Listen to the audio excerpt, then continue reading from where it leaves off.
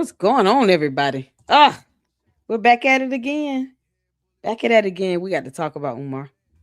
There's been some developments that I definitely need to um, talk about, and it's been a minute since I've been able to do a Umar video, but we at it. We're at it. So as you guys come in, make sure you hit the like button. Thank you all so much for tuning in. Yes, we're doing a late live. I really wanted to start all of this earlier, but I was just exhausted, passed out, went to sleep for many hours, and I just needed the rest. So we are at it. Shout out to all of you all. Thank you to all my mods, supporters, members, everyone. I appreciate you guys and your support. Thank you guys for hanging in there with me. And so we're gonna get on this. I have a couple of videos that I want to show from. Shout out to Lenae Honor. Um, YouTube channel. He's definitely done his due diligence.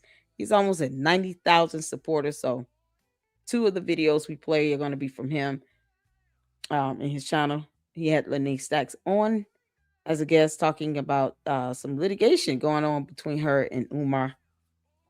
And I want to go over that because, yeah, I've been heavy hitting on the Candace, and I just, we can't forget about Umar because if anyone needs to definitely be in court, it should be him. Sending out your Uguni goons to cyber stalk and bully and dox people, Umar. That's a cyber crime.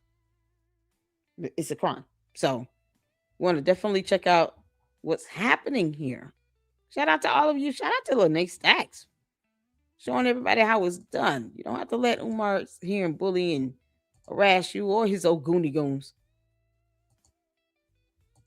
And they don't care. If they end up getting hemmed up, he's not gonna bail any of them out. You can't make this up.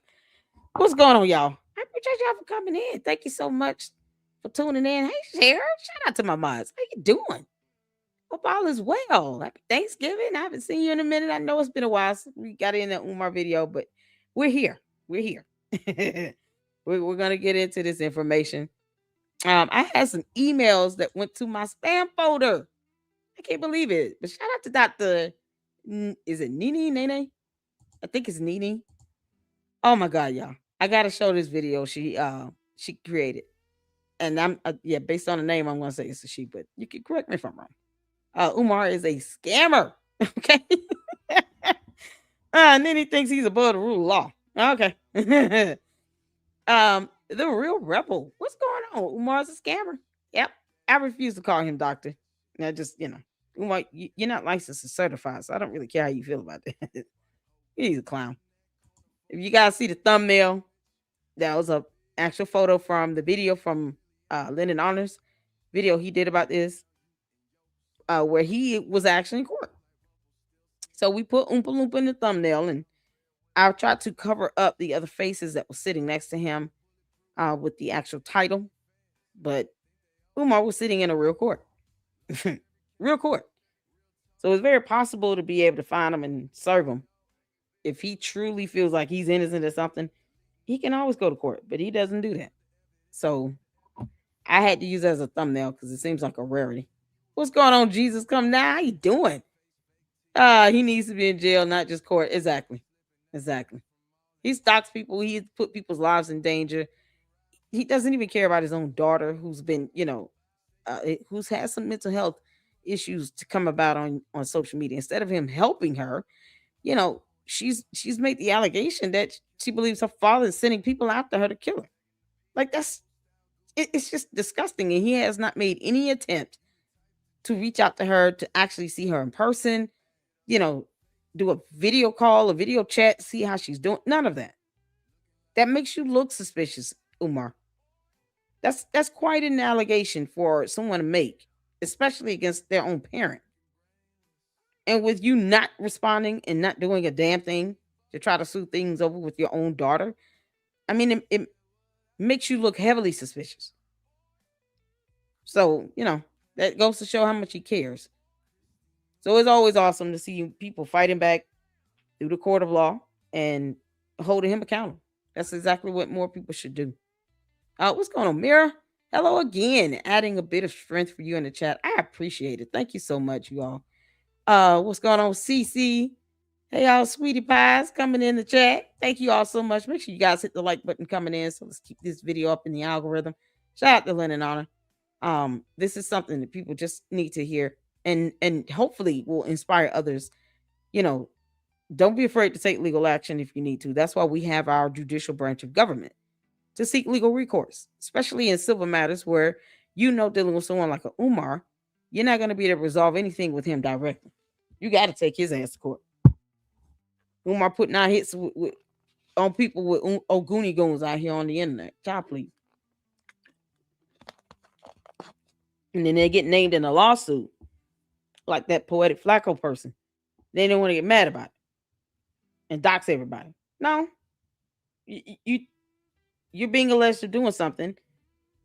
And he even went and said he would essay some woman because Umar didn't like what she was saying about him.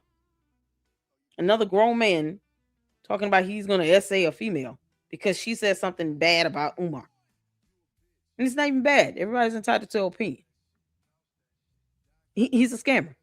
Based on my research and the evidence and information that's been presented, and those pyramid packages on his damn website, and the fact that he won't disclose anything he's doing with money, yeah, that's scamish activity. Can't make this up. All right, y'all. Everybody speak to everybody. Thank y'all so much. That Oompa Loompa. Yep. Francisca, welcome back. Welcome in. Shout out to my moms and spouse. I appreciate you all. Shares up in here. Make sure y'all hitting that like button coming in. I'm gonna start this off with a video that was sent to me from Dr. Nini. This was so funny. And I just, oh man, I hate that this email went to, I had a few emails go to my spam folder, and I'm like, why? Yahoo sucks. Because some of the people that sent me emails that went to my spam folder have emailed me previously and it went straight to my inbox. So I apologize for and I did try to respond and catch up. That's why it took me a minute to come back with another live, because I was trying to pull the more valuable emails out of spam. So if you've emailed me and it's been a minute, meaning like a month or something like that, and I didn't respond, please just re-forward it to me, because it could have been in my spam folder, and I'm not trying to miss, emails, especially when someone's taking time to do some videos like this. This is too funny. This is just too funny. Y'all, look at the school bus. Oh my goodness. This is a video. It's a quick video I'm going to share with you all that was sent to me. Shout out to Dr. Nene. Oh my goodness. I saw this and I hollered laughing. You can't even make this out.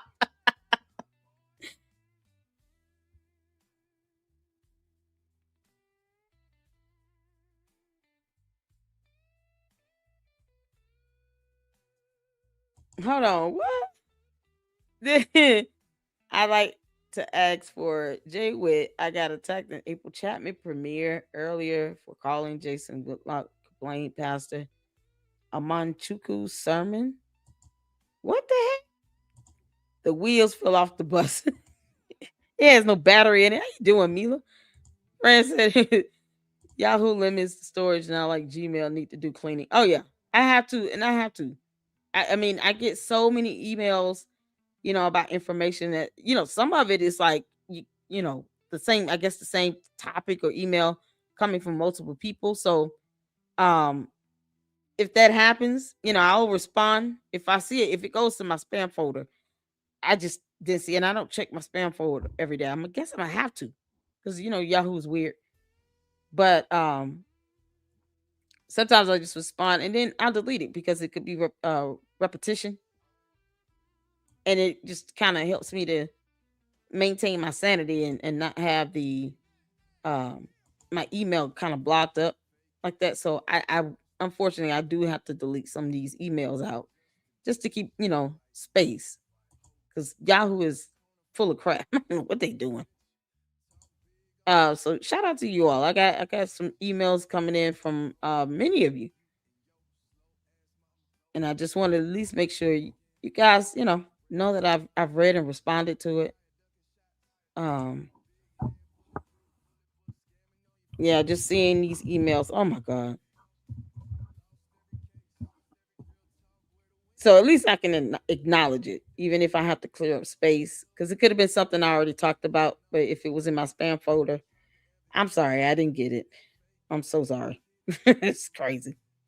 All right, y'all. This video right here, we got to check this out. And I'm glad we kind of started off with a little laughter, so it can kind of ease us into these videos from Lenae on. If I can get one of the mods to please drop the YouTube channel link for Lenae Honor as well in the chat, that would be fantastic. But this video is a video sent to me directly. It's not like upload on anybody's channel. This is something else. This is something else. Jeez, I felt like I'm being attacked by Kentifa. Seriously, Jason Whitlock is different guy. Okay, Jason Whitlock is somebody else. I think Jason's last name is Jay Witt's last name is Whitaker. And he said this before himself, his last name. I don't think it's Whitlock. I don't know who that is. Whitlock is a candy man. Really? So there's a Jason Whitlock that's a candy ass cult member. You can't make the because I know Jay Witt, my brother in Christ. He no, he keep his foot on Candace's neck.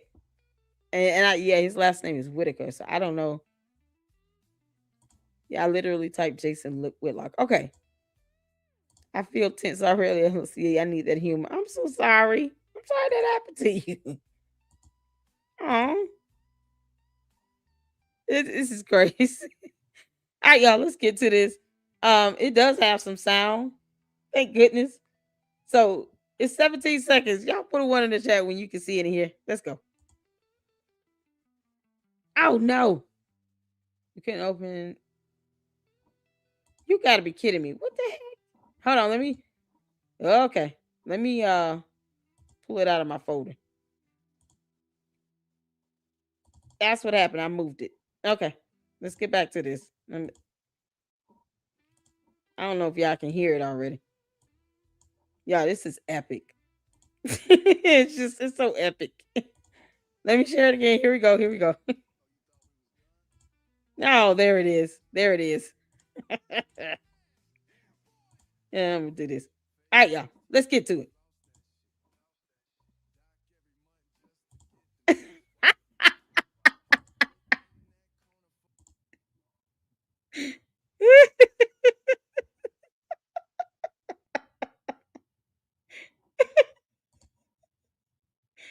Y'all.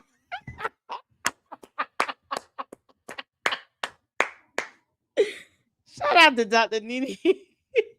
I hope it's Nene and Nene. I don't want to mispronounce your name.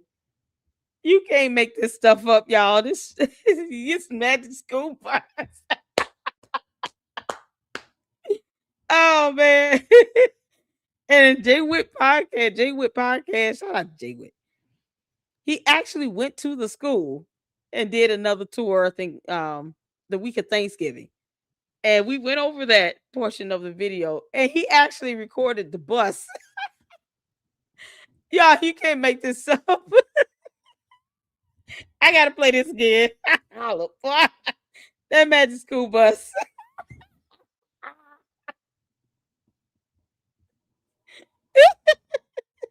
Y'all.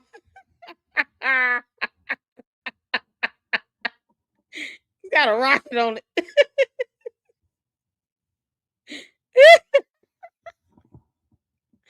Oh my goodness. Well done. Well done. Of course, that's gonna be a thumbnail.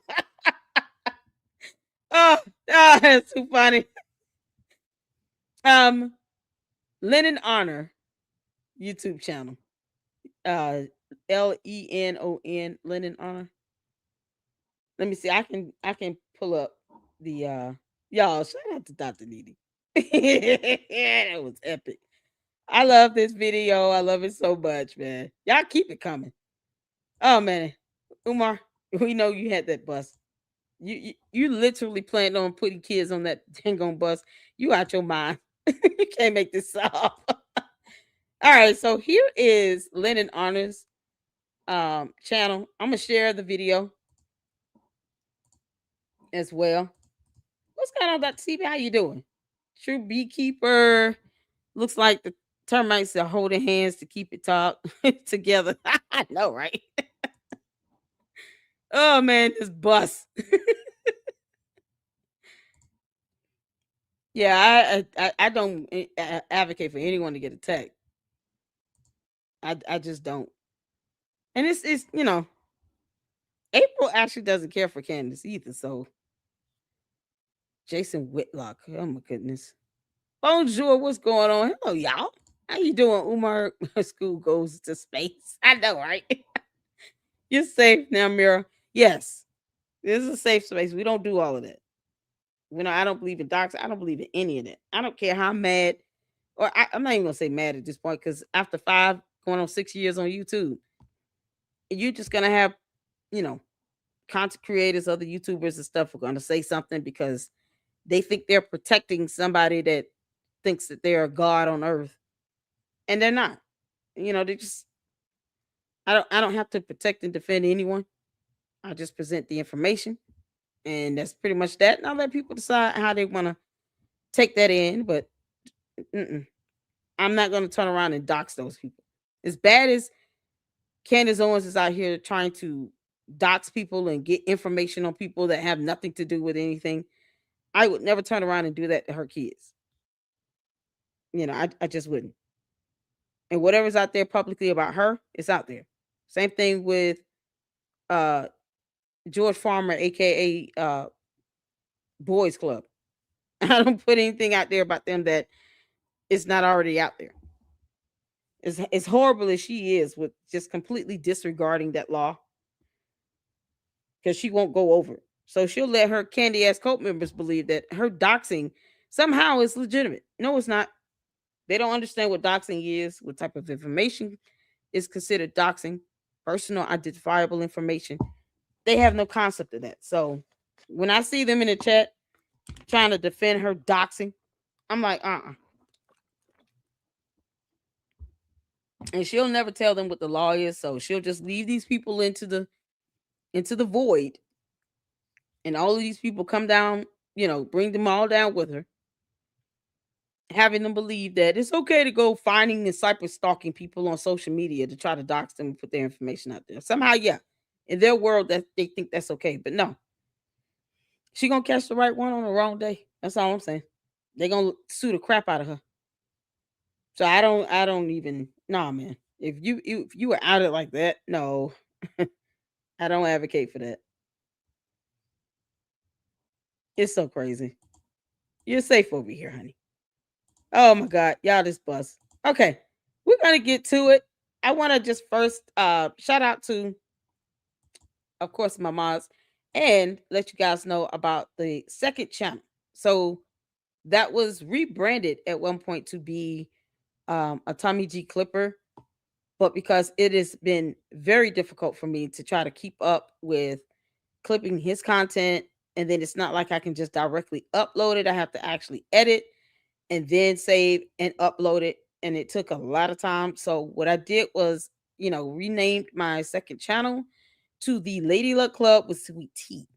And that channel will be for, like trending topics and some of the more gossip, more like gossip type stuff that's going on, or things that, might not require a lot of reporting and research, but just awareness. And the salacious stuff, that's where that's going over there. So it's like I did a video about the young lady in Chicago who was attacked by children, by other kids, that was jumped on, and all of that. Her two kids were jumped on, and she just refused to fight and hit the kids back because they're kids.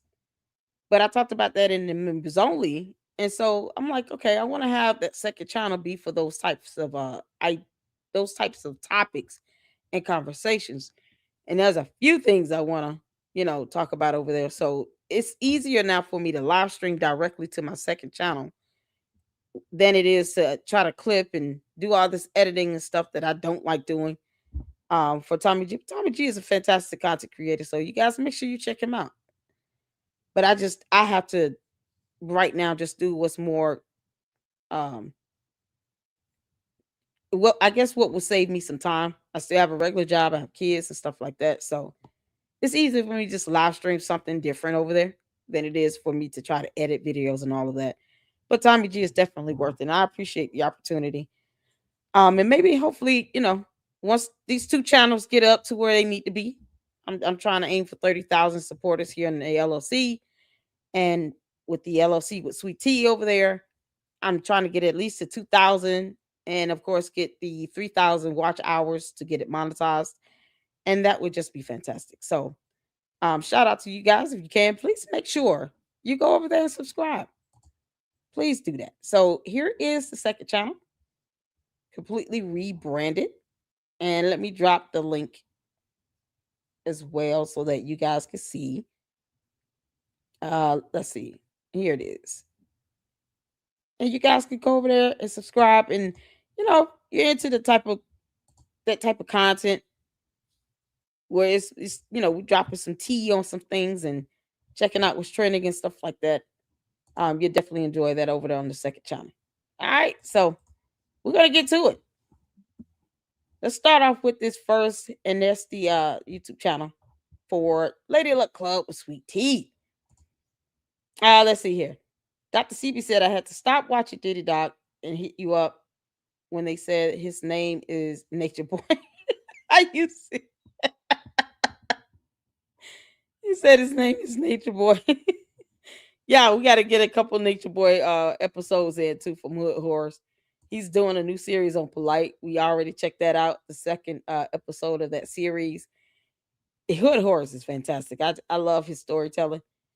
So we definitely got to do a video watch party. At least get in 2 episodes that he has done on Nature Boy. Nature Boy's another, cult leader, basically. And people need to recognize what these cult leaders look like. Umar, of course, act like he's a dumb cult leader himself. And then, of course, putting hits out on people. All you're doing is setting yourself up for a lawsuit, at the very least. And at some point, can end up coming down to criminal charges. No one has time to sit here and be doxxed because they reported on something he didn't like it. And we don't owe him an ass kissing session. I will not do that. With none of them. Candace, Umar, Polite, none of them. Nature Boy, I'm not kissing nobody's ass. It's crazy. And they do things that break laws. Nope. So please go subscribe to the Lady Luck Club. Check out the content there. And let's get that up and running. Mira said I was confused and apologized, even though I knew I typed the right name for the person who attacked the 2P USA Faith. Oh man. Umar's Magic School Bus. I know, right? I just went off on Yaki, a Wicked Book Scam, and the BBB reviews. I never heard of that. Hey fam, Uncle Mo TV sending love. Shout out to you, Uncle Mo. Go get her music. Oh, look at that. You changed your YouTube channel name? Shout out to Uncle Mo TV. Thank you so much for tuning in. Can I get one of them also drop the Uncle Mo? Is this the new channel name? Go get her music. Let me know, because that could be the new channel name. And we'll drop your channel link. Shout out to you. And tomorrow we'll be doing a joint show with Information Man Show. Hopefully nothing goes wrong, nothing happens. Both of us have had to reschedule a couple times, so we're gonna make it happen tomorrow. I'm excited about that. So I was over on April's channel earlier, but I didn't see it. Okay. Thank y'all so much for tuning in. Hit the like button. All right, if you all ready, let's get to it. Let's see. Updates on the school's progress. First, I want to show this video that was sent to me from Lou Extra's YouTube channel. Let me share this because I think it kind of flows into, this is the victims of Umar, right? And I think this flows well into, why Lenae Stacks had to, file for a petition against Umar, because he does things that, as far as harassment, bullying, and all of that, multiple people have accused him of doing this. Him and his dumb Goonie Goon squad, hit squad. And Lenae Stacks has caught it the worst. I mean, you have Mary Ann that's caught it and gotten threats.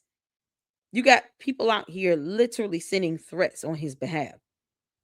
Now, whether he's directing people or not, because once upon a time he did. He actually said in videos he wanted people to go by somebody's house, and then he would dox and put their house address out. And it's like, that's the dumbest thing ever, because people are gonna get sick and tired of that. And you try to send out your Oguni on somebody's house, guess what they're gonna be met with? All of armed law enforcement. And then if something happens and that person gets shot, then what? And people are dumb enough to sit here and do this on behalf of Umar when he doesn't pay their bills. I don't owe Umar shit. Same thing I say about Candace. I don't owe them anything. But it's not going to stop me from holding them accountable and reporting on the facts, pulling up documentation and evidence. I'm not going to stop reporting on it. As long as they're out here, doxing people, I'm going to keep reporting on it. So this video here is from Loot Extras YouTube channel. I've never heard of it. And I wanted to check this out. And then we'll get into the video where Lyndon Honor did an interview with Lenae, and she did show some footage of Umar in court. And get to that. So put a 1 in the chat if you can see and hear. Let's get to it.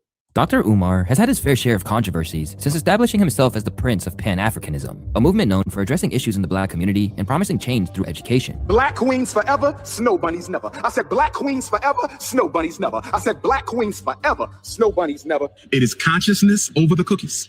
It is politics before the punani. But what started as an inspiration to Black people has quickly evolved into one of the most polarizing and problematic phenomena on social media. It only takes a little bit of white brainwash to activate the cool chip in the average Negro. While Dr. Umar's wild views have resonated with thousands of people, it doesn't make up for the years of shady fundraising, attacks on anyone who dared to question his methods, and perhaps most troubling of all, failed promises. Imagine a school where children don't have to be suspended. Imagine a school where your child never gets expelled. Imagine a school where your child never gets misdiagnosed and put in special education. Imagine a school where you don't have to worry about the teachers trying to force you to put your son or daughter on dangerous psychiatric medication. In fact, Dr. Umar has stirred up so much commotion that it even resulted in him being investigated, turned into memes, and literally having entire blogs dedicated to exposing his fraudulent behavior. It's your boy Luesta, and before we get into the victims of Dr. Umar, this video is sponsored by Raycon. Keep your ears open and playlists rolling with Raycon's essential open earbuds. These things are perfect for when I'm editing, on a walk, or just chilling, because they let me hear my music while still staying aware of what's happening around me. They sit right outside of your ear canal, so you can still hear traffic, people, or whatever's going on. Plus they're but at half the price. I use Blue Extras open. I want to thank Raycon legends like NFL quarterback.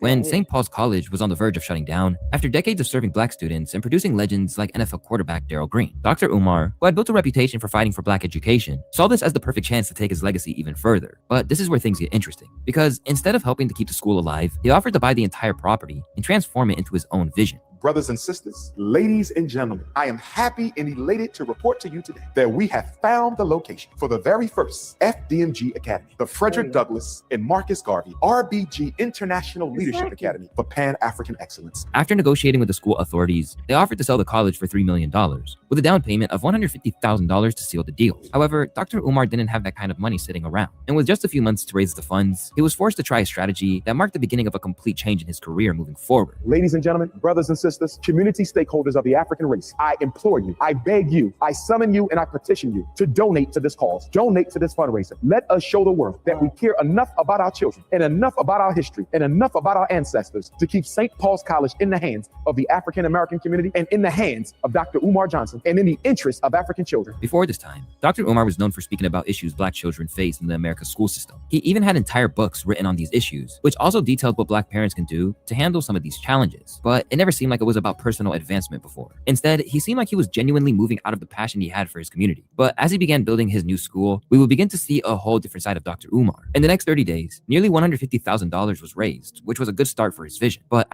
you see, here's the thing. That's what it came down to. It came down to money with Umar. Once he started seeing that he could just say a bunch of dumb crap and then get people to donate to him, he really just more so revealed his true intent. Because even once he got those buildings were bought by K-12, now Stride Inc. in Wilmington, he didn't buy those buildings. His name is not on the deed. He's not even a registered agent on the FDMG LLC. So he did nothing. And he knew that he could just say a bunch of stuff and get all this money because he didn't have to work for this. He didn't put his own personal money that he earns from an actual job into any of this. And then when he goes out and says on a radio interview that he only had the intention of opening the smaller school building and not both, but he kept raising money for both buildings, that right there is all I needed to hear to know that he was scamming people. I guess he didn't think people would pick that up. And he said this to Father Baba Yaga. Whoever that dude is, the Baba Yaga, the Father Christmas looking guy that sits here and kisses his ass, because he's a grown man and all, feeling like he kissed the ass of another grown man. He said that on his radio show during an interview with him. It was never the intention of opening both schools. It was just to open the smaller school, see how this goes, and then open the second school if everything panned out. He can write a book, but he couldn't come up with a curriculum. So what was the classes going to be at the school? What were the students going to be learning? He got upset because someone wanted him to come up with a curriculum. But no, he just wanted people to just give him money blindly and not hold him accountable for anything. And now he doesn't even want to release anything that looks like an expense report or a receipt or a vendor invoice to show where the money was being spent. And then Liza says, well, my donors don't ask me that. His donors ask, he just calls them enemies and say they're attacking him when they do. That's a cult-like mentality. That's a true narcissist that thinks too highly of themselves, that has now become a cult leader, and he feels like he's not, responsible, or he shouldn't be held accountable. That's the issue. That money went to his head. It's the money and the power that came with it. After 6 months, Doc made it clear how he felt about the donation so far. So far, we raised $250,000. I know y'all got a lot more to give me than some $250,000. When Darren Wilson killed Michael Brown, white folks gave him $300,000 in 3 weeks for his defense. And Dr. Umar Johnson is trying to build a state-of-the-art school for black boys that y'all all know I need. He didn't build anything. He didn't even buy the buildings. It's funny how people were able to raise $150,000 for this. But when you have content creators like myself saying, hey, if you would like to financially donate to the channel for, the embetterment of the channel, feel free to donate. My Cash App is scrolling below. Cash App, LadyLuckClubLLC. I have Zelle, a super, any of that. Now all of a sudden we're doing this for views, clicks, and a lot of money. YouTube doesn't pay a whole lot of money, by the way. You only get like 10 cents per 1,000 views. I would have to have millions of views in order to see some real money from YouTube. But he can raise $150,000 or $300,000 on a lie, while he doesn't tell everybody he was not going to open both schools. That's what's so crazy to me. People are willing to give money to someone that has this fake snake's oil salesman, fake preacher boy type cadence. When he talks, he sounds like he's preaching to somebody. And he always talking about helping black boys, when you don't even see him taking care of his own children. And people are prone to give someone like Umar and a Candace or a Nature Boy money. But if a content creator who's doing research or reporting, putting out great content, saying, hey, if you would like to financially contribute or donate, go ahead. Nope. I mean, $25 goal I've had for a while, which I kind of put on pause because I don't want people to think I'm trying to force money or anything like that. Freely give if you would like to. It's up to you. It's a choice. It's always a choice. But make sure you hit that like button. Like button, engage in the chat, subscribe. Those things go a long way too. But if you have a $25 goal, it's like a cardinal sin. But he lies to people. He gets $150,000, $200,000. It's deplorable that he's willing to take advantage of people so easy and lie to them and won't tell them the truth. And yet he expects people to keep giving him money. The hypocrisy is staggering. And after 6 months, I only got $250,000. Trifling ass black people. While that seemed like a simple joke at the time, it gave people a glimpse into how he assessed situations around him. To him, his vision was worth a lot more than $250,000 in 6 months. But y'all sure call me up when the school's messing with your son. Did you make a donation to my school? Not yet. Bye. Click. That's the new Umar. You want some help with your son? Did I get a donation? Now I want to hear that. Mail the donation, then you call me back, and then I'll help you with your son. But you're not going to use me to fight white folks when your son shouldn't even have to put up with them in the first place. Over the next decade, he appeared on countless podcasts and TV shows, promoting the project and raising more funds. While no one knows exactly how much he's racked up, reports... He's showing people he doesn't care. You want me to help your child? Okay, you got to pay for it. What do you mean? If you truly wanted to help kids, you wouldn't even worry about the cost. And you would just do it because you want the kids to get help. And mind you all, he's not licensed or certified to be anybody's psychologist. He just has a degree that we still have not seen him actually hold up. I haven't even seen this man walk across the stage and actually get a degree.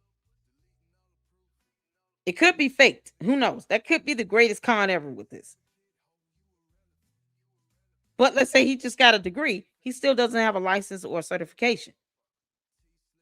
And yet people still gave to that. And he's laughing in their face saying, I'm not going to help your kid if you can't pay me. You can't donate, then I ain't doing nothing.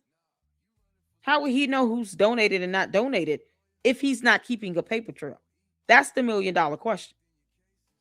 If he's not keeping up with the donations in PayPal, where he can just log in and see all the donations he's receiving, and he can't even send out a tax statement, how can he say who has and who has not even donated? If they call him saying, hey, help me with this question I have for my kid. I mean, honestly, don't go to somebody that's not licensed and certified. Go to a real psychologist. I won't call him with shit anyway, but go to a real psychologist that can offer you sound advice and guide you when it comes to your children and their learning. Not someone that's not certified, but he expects people to give him money for it. Suggests it's grown into a substantial sum. Yet, despite years of fundraising, updates on the school's progress have been few and far between. All we've seen is a video of him hinting at the HVAC system for the school, and another video from 2024, where they seem to be painting the school. We having an HVAC party today. We having an HVAC party today, brothers and sisters. I said we having an HVAC party. HVAC. Do you know what an HVAC party is? Heating, ventilation, air conditioning. Oh yes, brothers and sisters. I want to say thank you to all you who came out this past weekend and helped us out. We had a beautiful time Saturday and Sunday getting the school ready for our young men. It's obvious that this isn't enough to justify the millions of dollars donated by average black citizens. What's even more weird was that every time Dr. Umar was asked about the progress, it would completely go off the rails in a way that seemed very defensive. What did you do with the money? That is the silliest question I've ever been. Mira, don't worry. I can send an email too, because I don't want anybody to feel like this. You know, I try to look out, especially for those of you who support me in not just one or two videos. I mean, support me in all of my lives. I hate to hear that happen. And I don't know what's going on, but I will reach out to Jay Witt myself to find out what's going on. And if you can't email me so that I can see what specific live stream you're referring to, and email me the link, and I'll check out the video myself and see what happened in the chat. Mira, so I don't want you to feel any type of way. No one should be set up to be attacked or in anywhere from anybody in any capacity. So please email me if you can, LadyLuckClubLLC at Yahoo. Send me the link to April's video, and I'll reach out to Jay Witt myself to figure out what's going on, because I never want anyone to feel this way. I don't. I care about all of you all, and social media can be cruel. It really can. So I'm hoping that this is just some sort of misunderstanding, but I will reach out to him. So please email me if you're still listening. Email me, please, because I want you to feel valued, and I don't want to see, especially my supporters, I don't want to see any of you put in a situation where you're being attacked in this without justifications. No. Please email me if you don't mind. Can I get here's my email address. Yeah. Because there are real people behind some of these profiles. I mean, we can tell who's bots, but there are real people behind these, these profiles here on YouTube. So email me if you can, Mira, and let me look into that. Just give me an opportunity to look into that and reach out to Jay Witt. No problem, Miss Files. I appreciate it. That's for Mira if Mira's still here. Yeah, no, I don't want you to feel that way because that's not right. All right, yeah, let's get back to it. I have to check on my supporters. I have to check on my mods. Like I don't believe in any of that.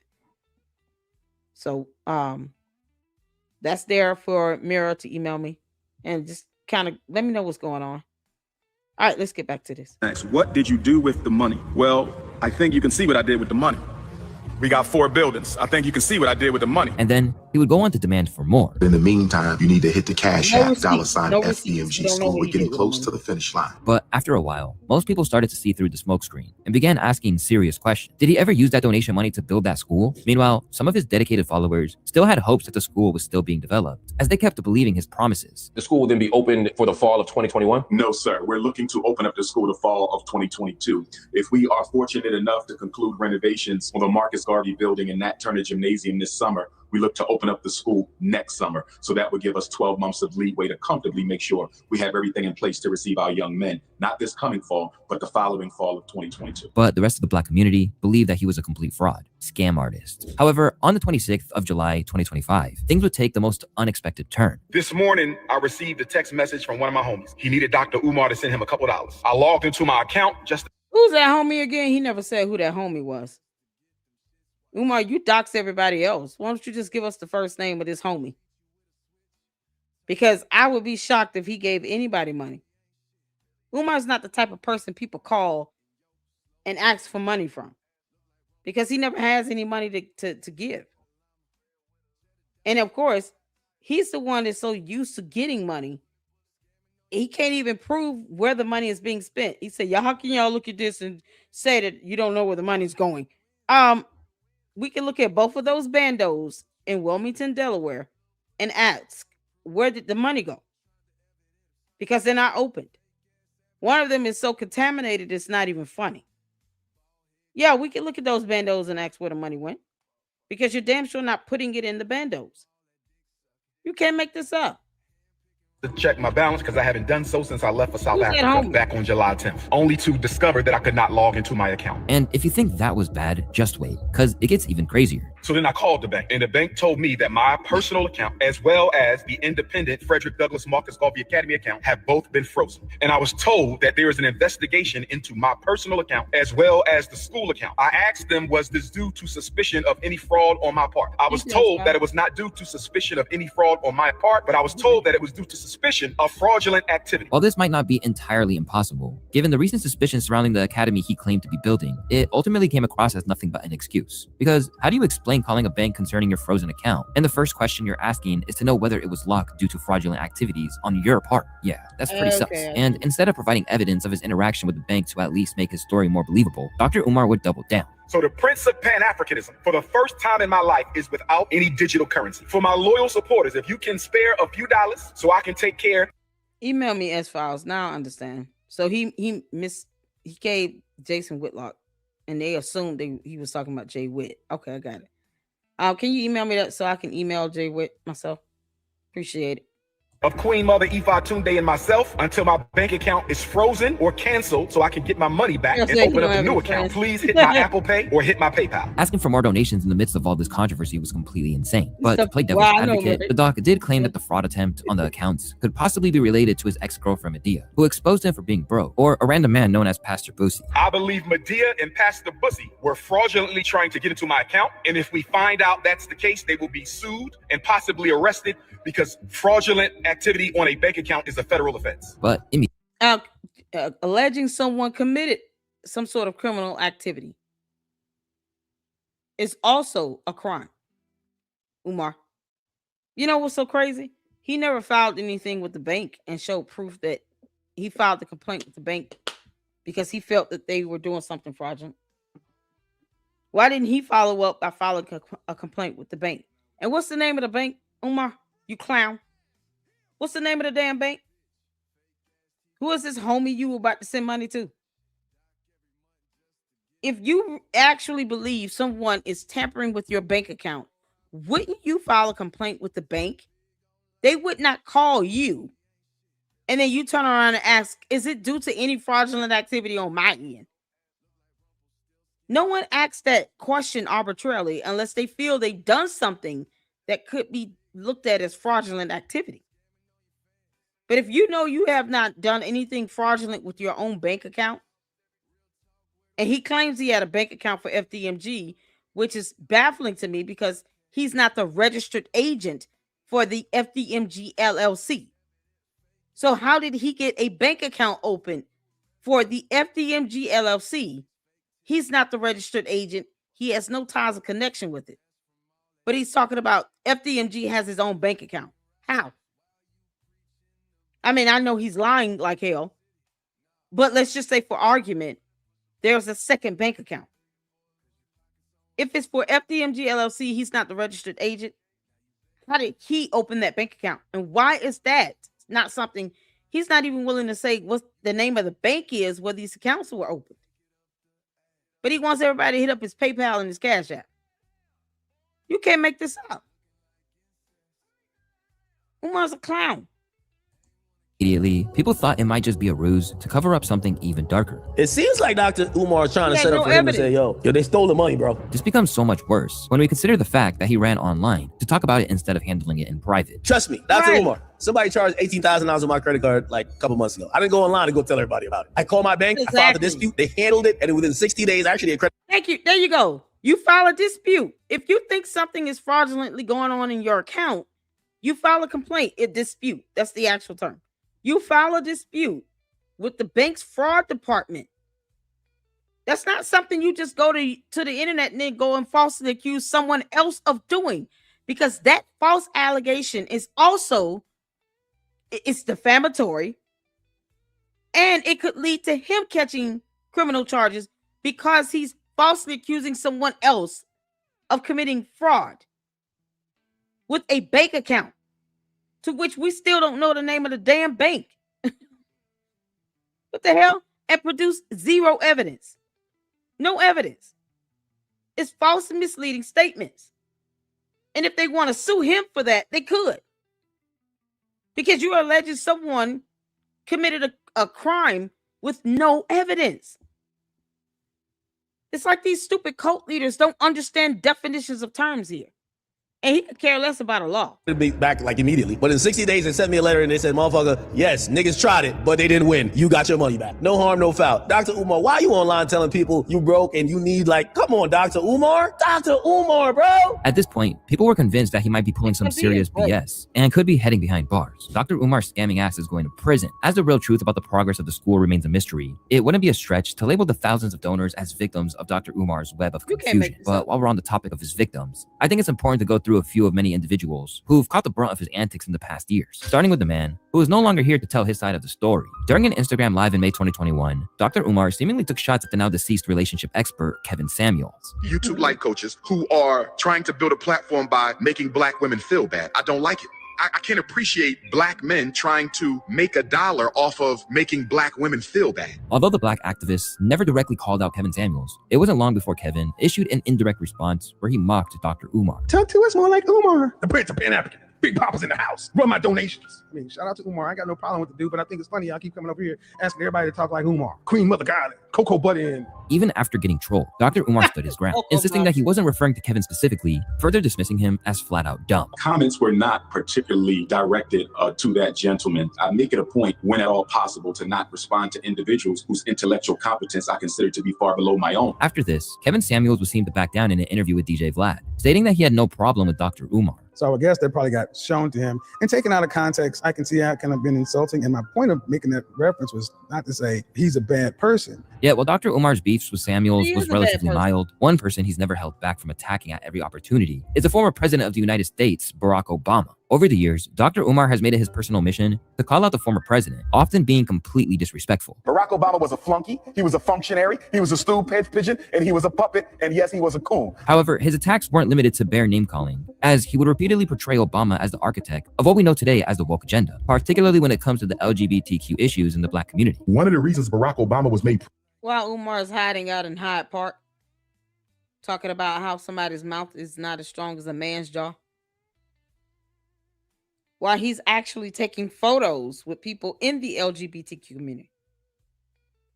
I showed you all a photo that he took with Jussie Smollett. Did y'all see that? Because I just want to make sure.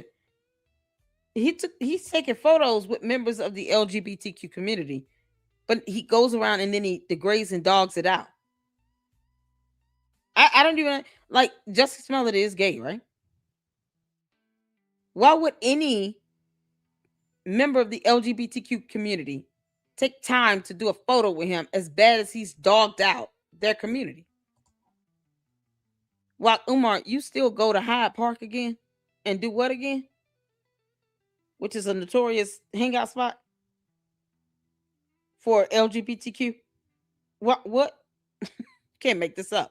President is so he could normalize the LGBTQ agenda in the black community. Think about it. If George Bush tried to push homosexuality in the black community, we would have rejected it. Of course. If Donald Trump tried to push homosexuality in the black community, we would have rejected it. Of course. You could only normalize that through a blackface. Well, this isn't exactly true. It was enough for people to start regurgitating it on the internet. Dr. Umar would even go further by calling Barack Obama a horrible role model for black children. His attacks came across as an attempt to... You can't make this up. Umar, you got the audacity to say that Obama is a horrible role model for black children, while you don't take care of your own damn kids. He's got like at least 3 kids with 3 different women. So he tried to say something about someone making $1 off of attacking black women and making them feel bad. But yet he turns around and disrespects black women by talking about their private areas or attacking them and wanting Ogoonigoons to pull up on them because they don't sit here and worship the ground he walks on. These same black women that he will disrespect because they're his baby mother and they don't want to deal with his BS. They got to take him to court for child support. A judge has him on supervised visitation with one of his kids. Get the F out of here. Discredit a man who rose to the highest office and served his country for 8 solid years. This habit of constantly talking down on the achievements of people is something he's been doing for years, and no one has been able to escape it, including one of the greatest rappers of all time in Slim Shady himself. During a Breakfast Club interview, Dr. Umar was clear about his feelings regarding the white rapper's success, stating that all of his achievements and respect in the game were as a result of his race, as opposed to skill or hard work. Eminem, yes, can't be the GOAT because he's white, is what you said. Eminem cannot be the GOAT because he's white. First of all, my perspective on this issue is not about Eminem. I got to make this... He's racist. Umar is so racist. You think Eminem give a damn about him? Eminem has talent, first of all. He's not one of those little thunk-headed mumble rappers or anything like that. He's been at it for over 20 years. He signed a contract. He earned it. He's won Grammys. He's one of the greatest rappers ever. And here Umar is with his non-rapping ass talking about he can't be a GOAT because he's white. You can't make this up. But yet Umar won't show anybody where he's spending the money. And then when people try to help with providing labor, free service, desk, skills, like plumbers come in, electricians, all he has to do is get a permit, a building permit, and he won't even do that. He will ignore and ghost someone trying to give him some desk, and all they're saying is you got to pay half on the gas and pay for the labor. But there are a bunch of school desks that we're willing to bring to you, and he blocks this person. He doesn't tell anybody that he's only trying to open one school and not 2. He refuses to get the building treated with black mold. But he wants people to just hit up his Cash App and his PayPal. Y'all, if y'all want to hit up my Cash App, it's scrolling below. $, LadyLuckClubLLC. You can't make this up. Supers, whatever. Don't matter. I don't care how small or large it is. Feel free to hit it up. You can't make this up. Clear. According to Dr. Umar, rap is part of black culture. So considering a white person to be the best in that field automatically means supporting white supremacy. And this belief extends far beyond the rap industry. No non-African can ever be the best. Eminem is not a white supremacist. What the hell? The stupidity of it all. Is he more jealous at the fact that Eminem is talented and actually more famous and wealthy than he is? I mean, what is this? What is this? You don't have to like Eminem. Just pick another artist that's black. I mean, you don't even have to mention Eminem's name. Why even entertain that conversation if you don't care for Eminem? So talk about black rappers that you like. It's that simple. Leave Eminem alone. Are you kidding me? Of anything African.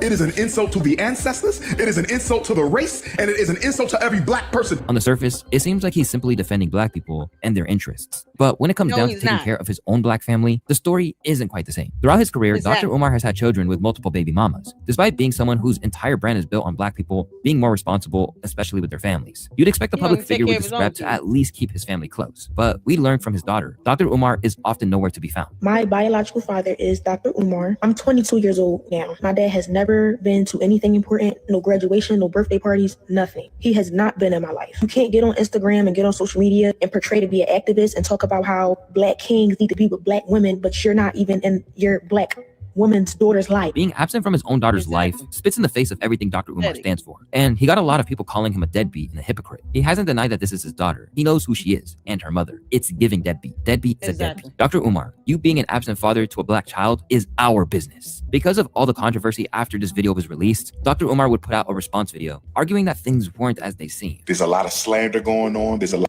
He's calling it slander, but he's not saying how it's false. Umar, you're an idiot. In order for you to say slander, you have to prove that the statements are false. You moron. Why is it so hard for him to Google defamation, which would include slander and libel?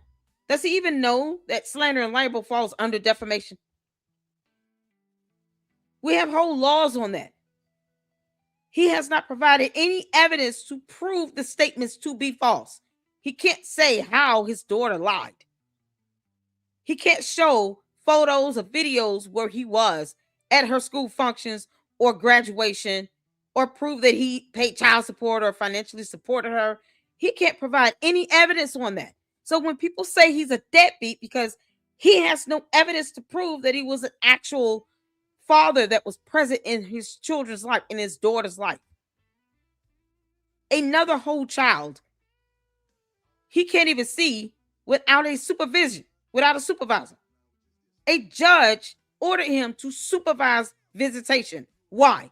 Why would a judge tell him you can't get physical custody, and if you want to have visitation, it must be supervised? Why would a judge sign off on that if there was nothing to that, if it was not important? But he thinks he gets to speak on behalf of all black people when he talks about Eminem.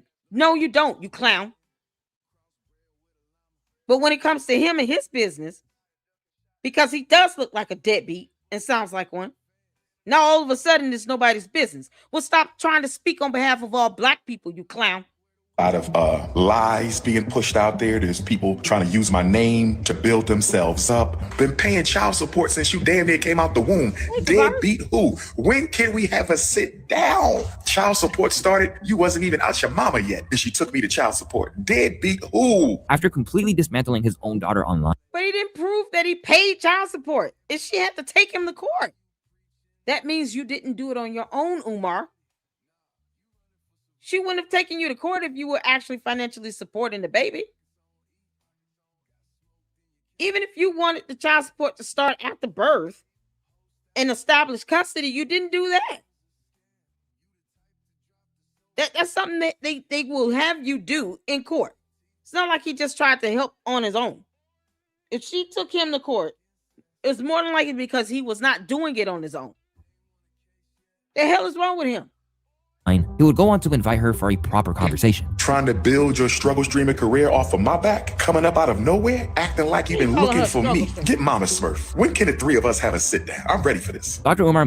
No one needs to have Your daughter is over 18 years old. She does not need her mother to be a part of that conversation. If you have evidence that you've made payments on child support or you've written checks and you sent them, or even a transfer, then why don't you just post the evidence to show I've been financially caring for you since before you were even born. I made sure that the rent was paid. I made sure you had Pampers and wipes and formula. Here are all the receipts where I bought you clothes and stuff from Walmart, formula, towels, things you would need. And I did this consistently every month. Why can't he just post up the evidence then? Post up photos where you were at her school, where you came to a recital, where you went to a PTA meeting. Post up the evidence.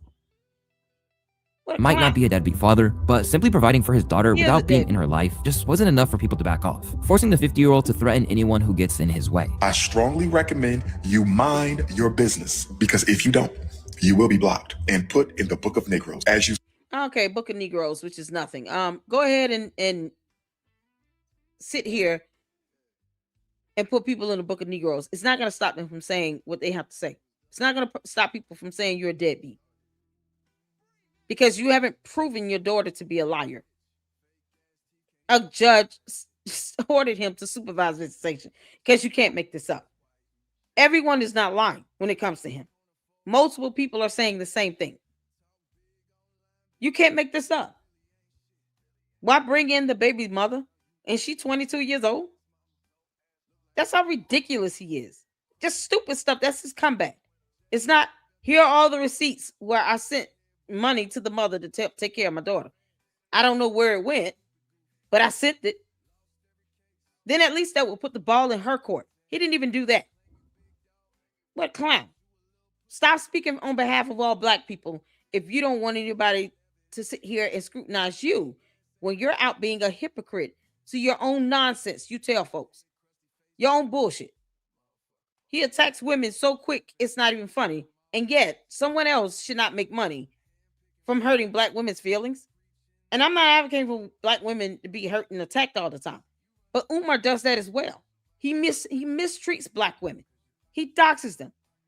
He goes and berates them and degrades them all over social media. But they're talking about Black queens forever. See, on my social media, I've been blocking people who think my business is their business. A clearly hypocritical statement for a man who always seems to be in everybody's business, especially when it comes to viral Black celebrities. He's no stranger to throwing shade at everything they do, including who they date, how they spend their money, and how they spend their time. I'm so tired of Black celebrities talking about how many kids they paid for to go to college, how many kids you paid for to go to college. All you're doing is pumping money back into the white power structure. When is the Black celebrity going to start funding the Black community? And he would go on to call out specific names in the entertainment industry as if they weren't doing enough with their immense wealth. Oprah, Beyonce, Tyler Perry, and Jay-Z, you are the Mount Rushmore of Black celebrities right now today. I need you four to come together and give us a hospital, a bank, and a chain of supermarkets. I'm going to say it again. Give us a hospital, a bank, a chain of supermarkets, and I need you to fund the Frederick Douglass Marcus Garvey Academy. Calling out celebrities for not funding the Black community while constantly asking. Never mind the fact that you have Black celebs that have opened schools. Tyler Perry has a whole studio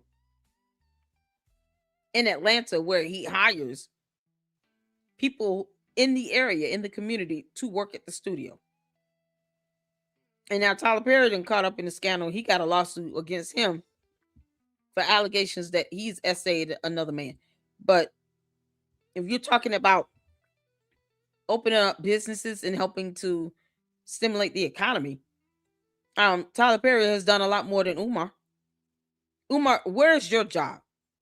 How do you earn money again? When the last time he had a job? When the last time Umar worked? He doesn't have a business. And he didn't buy the buildings. His name's not on the deed. He's not the registered agent to the LLC. So how's he earning money again? But he's telling these people to fund the FDMG. No, they're not funding a scam. They will force you to have to prove where you're spending the money. And you don't want to do that, you remember? He's such a clown. for donations himself is completely absurd. However, the supposed black activist wasn't done with his antics, as he would go further to clown prominent figures in the black community for being involved in interracial relationships, including none other than Shannon Sharpe, who was reportedly facing a lawsuit over his involvement with a white woman. With a bunch of rich Negroes like the Shannon Sharps and Charles Barkleys and Tiger Woods and this UFC fighter, they're going up there to lease the bunny, and they sign the contract, but they don't read the contract. Tagging a simple interracial relationship as a contract is wild, but assuming that every single white woman wants to run away with your wealth is even crazier. Black men don't date white women. They rent and lease them. And when the snow bunny is done being rented or leased, she takes half of your assets with her. We're talking about snow bunnies using gullible, goofy-ass black men as economic stimulus packages. He would even go to the extent of giving Bronny James an ultimatum in order to earn his support. Bronny James, drop the bunny and get you some chocolate honey. I can't cheer for you, my brother, if you're going against the black woman by dating and mating outside the community. The pattern of calling out black men for their dating choices has quickly become something he can't ignore, even when he's on your side. They snow bunnied our brother Jonathan Majors. Those of you who know me know I absolutely do not condone bunny hopping. Black men have no business dating outside the race. Absolutely not. But be that as it may, an attack on one black man is an attack on all black men. Right now, the situation with Dr. Umar has the entire community divided. Do we keep listening or donating? Or do we turn away from the man who's been giving excuses since 2013? We're going to rekey them classroom doors. We're going to lay this tile down, and we're going to apply for the certificate of occupancy. Do anybody got a problem with what I just said? Does any? Yes, I do. Several of us do. Many of us do. Millions of us do. We all have problems with what you just said. You can't rekey anything. You don't put up permits to have any work done on anything. You don't even produce contracts with vendors to prove any services is being done to those buildings. You won't even get the black mold treated, which would cost you millions of dollars. That school is better off being demolished. Both of the buildings. Then the last time he's in it, he's scrubbing out 2-year-old Dookie out of toilets, and he's got the gym looking like his house, like he live in it. Why in the world would people give money to that BS? And you're sitting here calling out these celebrities. Oprah don't have to give you any money for anything. He is jealous of these people's financial success. He wants the money that they have, but he doesn't want it to come from people who are going to hold him accountable. He wants to take it from black communities where people are struggling, living check to check, from these single black mothers that sit here thinking that he's really trying to look out for him and try to defend them when he's dogging them out as well. He literally dated 2 sisters that had the same father. Didn't care about how the other one felt. He literally dated 2 sisters that shared the same father. He doesn't even care about going down the lineage. He can't get with one sister, he'll go to the other sister. And these women allow this shit to happen. They defend him, and he can't even show how the money has been spent. And yes, people do have the right to know. Because he's saying he's trying to open a school up. And they're donating to this under those pretenses. Otherwise, Umar's being completely fraudulent, giving out false information, and being misleading about where the money is going and what the purposes of that money is for. So when you're deceiving the public like this, yes, you should have your ass called out. Absolutely. Those people don't owe him a dime. They don't owe him nothing. Umar, get a job. You're not going to get a certificate of occupancy if you can't pass an inspection. But see, those are the things he doesn't tell his cult members. The Umar Tardians don't read. They don't research. They don't look anything up. They will not look up whether or not you can get a certificate of occupancy without an actual inspection permit. That whole building will fail. And if any parent puts their child in those buildings and he decides to open up the doors and it's nothing but black mold, all of those parents need to lose custody of their kids. And they should be charged for negligence and putting their children's health and their safety in danger. So yes, him and those parents need to go to jail for that if they do that. Can't make Only talking to my supporters and donors. If you're not a supporter or a donor, hop off the live. The accounts are still frozen. We're looking into it. The accounts are still frozen, brothers and sisters. We're supposed to hear back Friday. That sounds like Monday to me. Whether you see him as a voice of Black empowerment or a controversial grifter, it's important to remember who has been most affected by this saga, because ultimately, the real victims of this controversial figure are simply everyday people who believed in Dr. Umar's vision, the families who scraped together donations, hoping to contribute something that would benefit Black children, and their commitment to Black education deserves recognition. I beg your pardon. I beg your pardon. Let's just say, who knows? You can't make this up, y'all. Y'all, shout out to Loot Extras, the victims of Umar. And if you guys didn't notice, he did show a photo of Lenae. So here's where we're gonna get to what's going on with this court. Shout out to Lynn and Honor. Let me drop the channel link, or the video link rather. He went live on this 3 days ago. Lenae was on the channel doing an interview, discussing what's going on with the court. Let's get some comments in right quick. Let's see. Tavares knelt it on the hammer. I'm trying to go back up to this comment that I saw. King Randall. So if you guys weren't, don't know or not familiar with the situation, Umar scammed King Randall out of some money. King Randall gave him some money, I guess with the promise that he was going to get an interview. And he never got that interview. And so King Randall, of course, was like, look, I gave him some money for this interview. And correct me if I'm wrong here. Gave him some money for this interview, and he never got it. And of course, King Randall needs to be asking for that money back. Because if you have an agreement, even if it's a contract implied, you don't deliver on your end, King Randall could sue him and take him to court. And because Umar can't even show what he's doing with money, yet somehow, and like I always say, Marianne deserved a lot more than that $68,000. But the reality is that $68,000 for that settlement came from donors' money or his attorneys, or some sugar mama or somebody. Because people are still giving him money to this very day. And they're not demanding evidence. They're having him think it's okay to keep collecting money without having to prove what he's doing with it. You got pastors that also have 501c3s. Churches are 501c3s. And you got pastors that go to jail for money laundering, for fraud, for raising money, and not being accountable for what they're doing with it. David E. Taylor is a prime example. He was indicted by the FBI for having a cult and forcing people to raise money while having them chained up, barely feeding them, having women come to his home against their will, holding people hostage. He was just indicted about 2 or 3 months ago from the FBI. And he had a church, a nonprofit organization, where he brought in hundreds to tens of thousands to hundreds of thousands of dollars.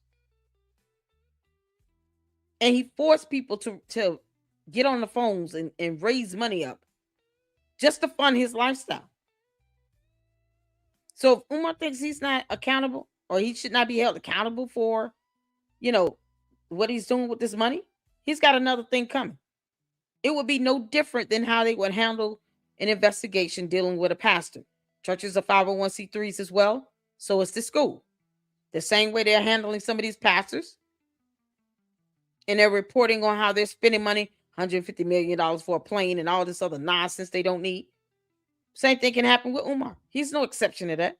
He just thinks he's above the rule of law. Umar, you're not. You're a clown. Can't make this up.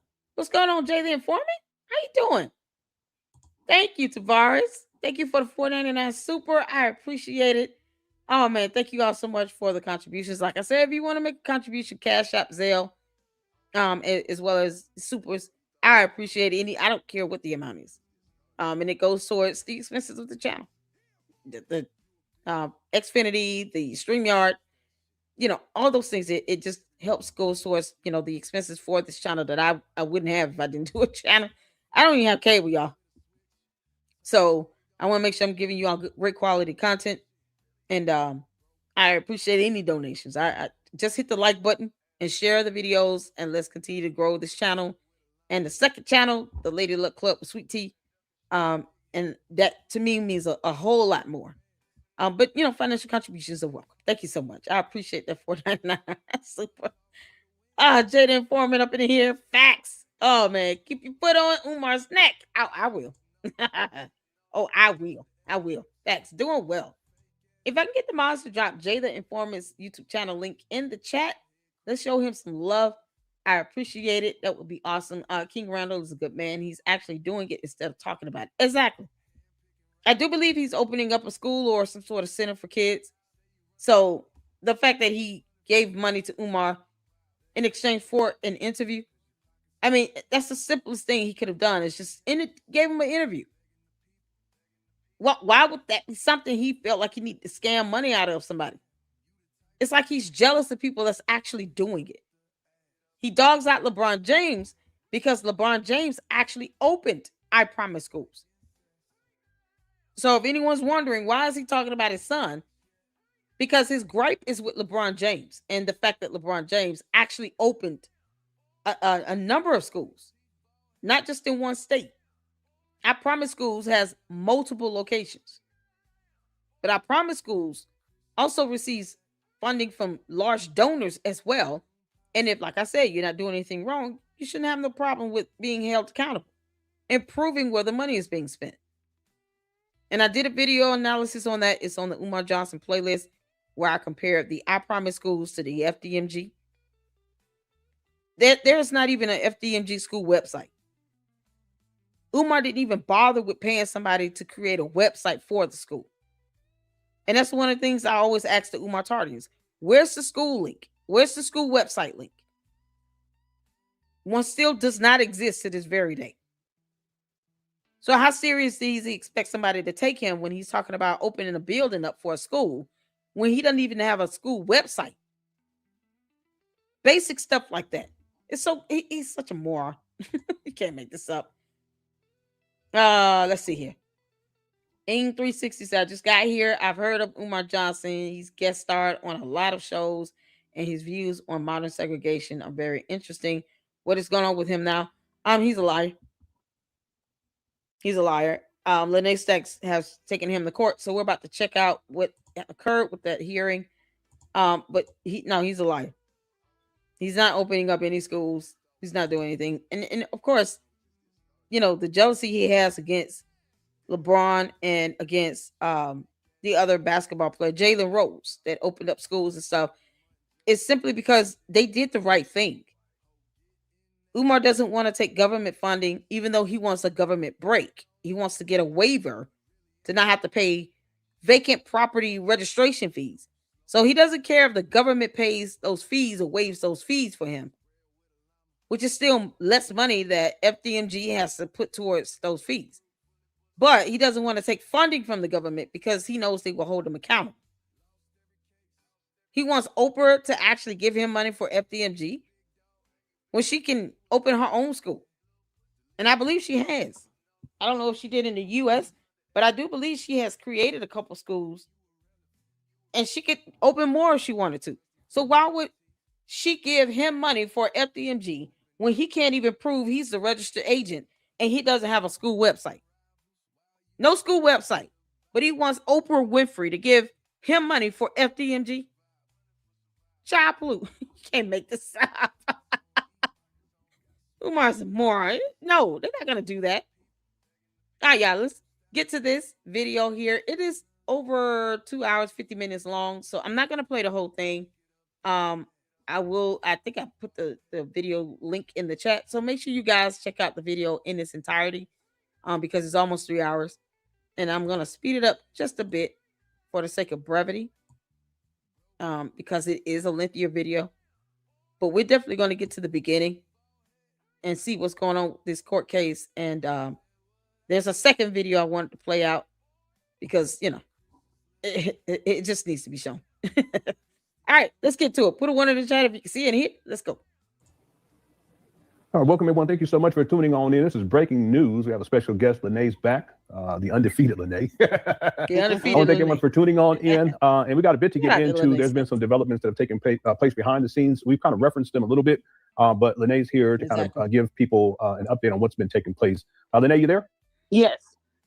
All right. So I know there's been a lot going on. I don't know where you want to start. It's totally up to you. Thank you for bringing this information to us. We appreciate it. No problem.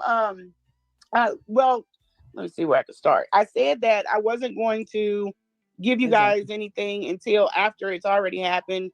That's just to make sure that he doesn't do something to try to counter, like a counter move. And it just works better like this with the internet. So we had court today. And that was you and Umar had court today. Yeah, me and Umar, had court today. If you could call it a trial, that's what it was. So he showed up. He brought with him a lady, Malika.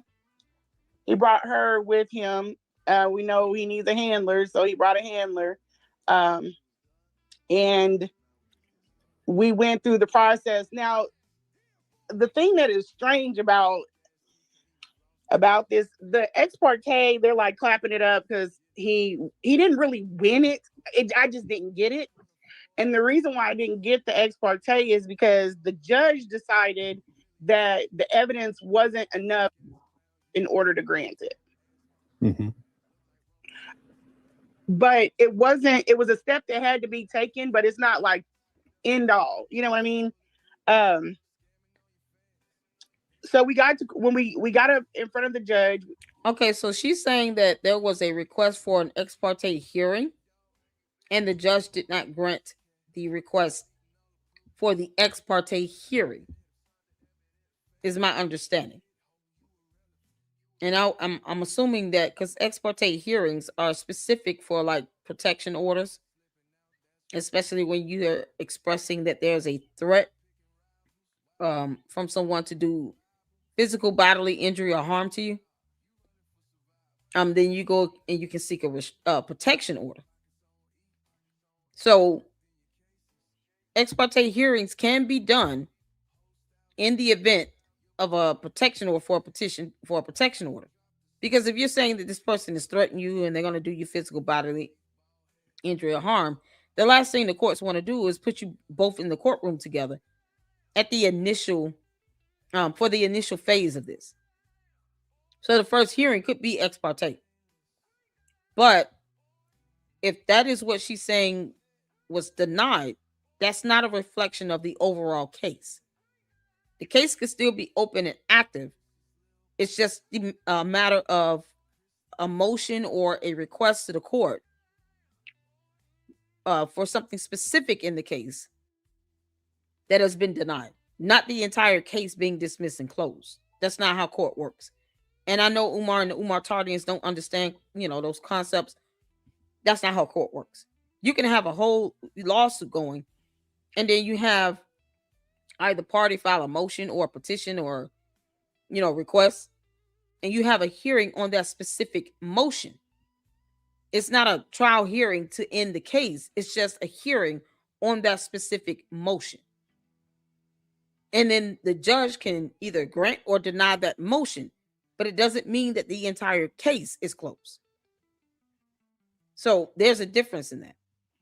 I just wanted to put that out there so that people are not listening to this thinking that the case is closed when it was maybe it sounds like an actual request, a specific request or a motion to the court for a specific hearing, an ex parte hearing that was denied, but the case is still open. We were sworn in. I did ask ahead of time. I asked the court. I don't know if they respected it when we actually got there for them to transcribe or video it or videotape it or record it. I don't know if they did that, but yeah, everything just kind of went on left. It's not exactly what I was told it was going to be like, up to the point where I felt so confident I didn't need my attorney. And then also I was coming off of a 10-hour shift. We were supposed to start at 11. We had a long time before we actually started. I think we started around 12. Okay. But really, I feel I'll just say this: he just lies. The man just lies. He lies. He has no problem perjuring in itself.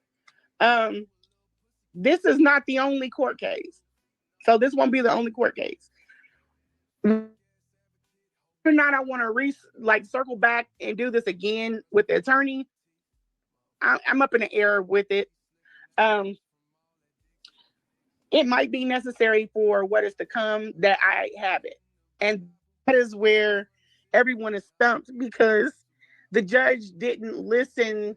There were too many things that didn't go the way they're supposed to go. Like up until the point that it was pushed to a trial before she even viewed any of my evidence, which is strange because that determines whether or not it can wait. Like if it's an emergency or it could wait to a trial. I don't understand how that happened, but it is what it is. He lied. Oh, I think you Okay, so let me get to a couple questions here. Yeah, Umar Tardines. That's why I call us cult members.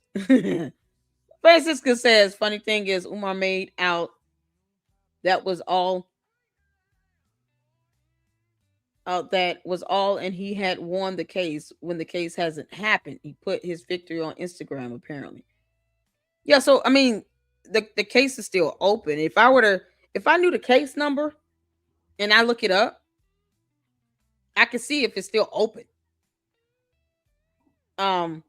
So I haven't been on his Instagram. I can't even get into my own Instagram. I can't remember my password. So if you guys have an Instagram, if there's a snippet, you guys can email me that. Please email it to me. I can't even get in my own Instagram. There's a lot of stuff I'm actually I just now got my emails down and trying to clear out some of this stuff. Now, but if you got a screenshot of his Instagram on that, please send it to me so I can look at that and go over it, because this is something else. So he posted up something about that particular hearing. Perjury too. Yeah, I mean, if he lies on the oath, he could be possibly hit with perjury. So Tavares said there's a lady, Umar supporter, who posted the court document saying the judge rules in favor of Umar. Can't she get in trouble for that? It depends. If this is a civil matter, court documents are public documents. So anyone can, do a FOIA and get some court documents and whatnot. But if she's posting it up, misleading the public to believe that the case has been dismissed and he won the whole case, then that could be possibly damaging. And Lenae could, file something to the court to say, hey, information from the court documents are being posted up on social media, but it is being done to mislead the public to believe that this case is closed. And then maybe the judge can put something in place to keep people from doing that. But as far as getting the court documents, it's public information. It's just I haven't seen it. I need to see the court document myself. And it sounds like it's a civil matter. So I'm not quite sure what the court documents say, but if the judge were to order that person to take it down, then that's another route that can be done, especially if you're lying to the public about what the court has ruled on and decided on. And it's something that the average person, like anyone, can just go and read and get the information and see that you're intentionally lying and misleading the public about it. Then yeah, the judge can put something in place to have that taken down or to have that corrected. Because when you're lying, saying that, oh, he won this case and the judge ruled in favor of this and now the case is closed, sort of thing, you're also lying on the court, because you're saying that the court took this action in this matter when it didn't. The court didn't rule on the entire case. The court ruled on a specific request in the case.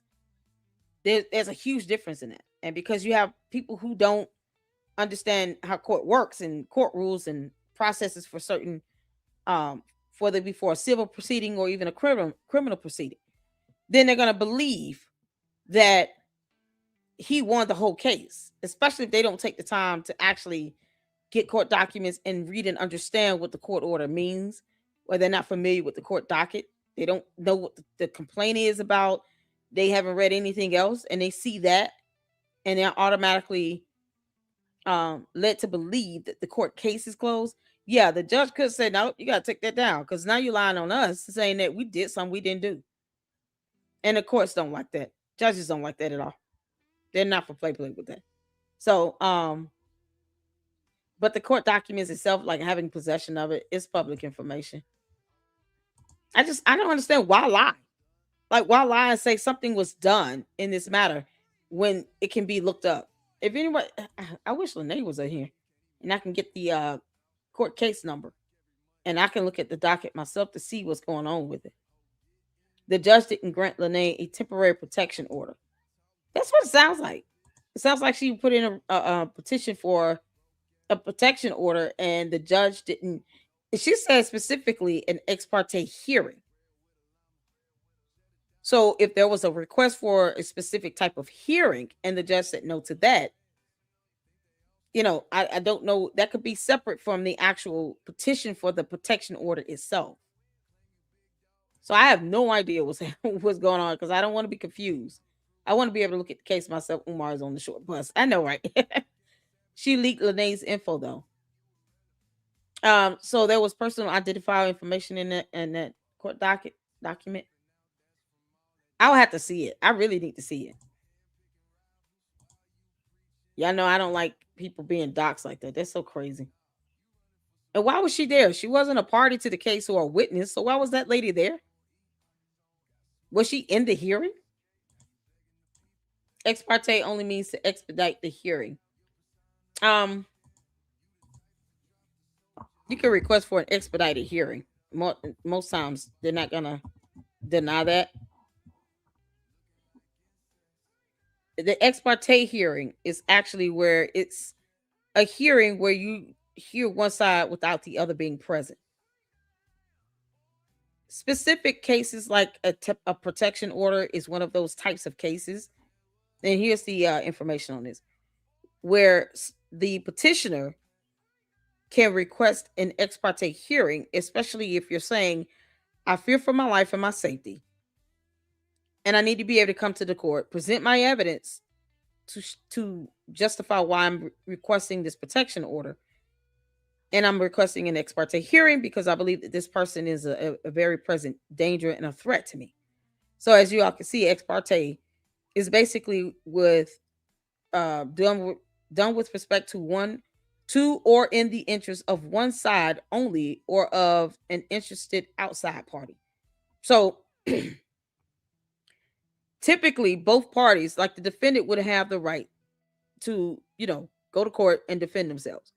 For protection orders, those can be heard as an ex parte hearing itself.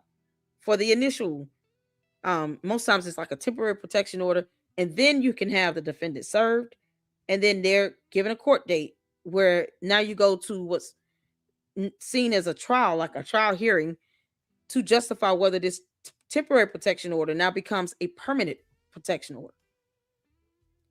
So that is when he would have the opportunity to go in and then to state his case.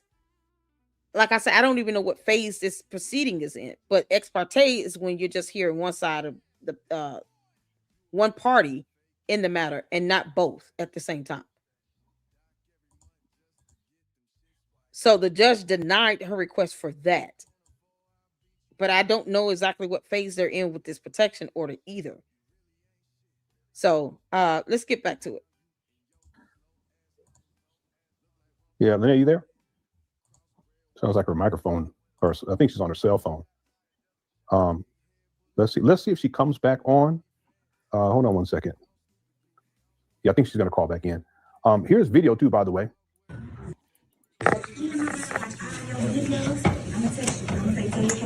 Thanks for the show. It's about to get real live. for all his black sisters. Hey, I love it. I love it. All you queens have a good day. You're Thank you. All right, okay, Lenae's back. Lenae, you there? Yeah. Do you hear me? Yeah, it sounds like you're yeah, I can hear you now. Yep. Okay. So yeah, this is outside of the courtroom. So there were some people, I'm lying. There was a person that recognized him. And then once there she is, yeah. Oh, actually it was some people. So it was her in the pink pants and another girl that were there that recognized him. So he took pictures. What? Because this is the time you take pictures. But you can make this up. He's very gorgeous. Yeah, gorgeous queen. He's really in character in this. This is where we're sitting now. All these people have, they're there as witnesses or have court dates or whatever. And it was a weird. If this were a federal court, they would not be able to even have their their phones. So this must be some magistrate court or maybe like a county level superior court. But if this were federal, they wouldn't even be able to get past security with their cell phones. Unless they had, some special order granted to them from the chief judge of the courts. I don't even see why the security allowed them to photograph like that. Because you got people sitting here that might not want to be photographed if they're there for a protection order. Why is he taking photos? This is just you can't make this up. Very weird. Just a very weird setup. It is. The judge, I'm just gonna say, I say what I said. The judge did it. It wasn't handled like it was supposed to be handled. There's this thing when you go in, if there's information that you cannot share with the court, you don't want to share with the court, or it's probably not the best thing to share with the court. It's called a sealed request. And I asked the judge, I said, can I talk to you privately? She said, no, I can't do that. Like, you're in a DV type of case. Yeah, you absolutely could. But it was just so that Umar didn't hear what I had to say. She was very loose with the information, which worried me. And then after that, I was like, yeah, I'm done with this. Like, I brought in evidence and she's letting him go through the evidence. So my business, my logos on, I don't want this man to have any more information than what he's. Are you listening to what I'm telling you? Don't let him look through the pile of papers. No. So after the court, I left out of there and I called. I'll just say I called someone. Umar put this up on his IG page, but he didn't tell his followers the information that's critical. He left that out. And that tells me a whole lot. Okay, it says in the circuit court of Jackson County. See, this is a circuit court because federal court, they don't let you pass the security with cell phones. What does that say?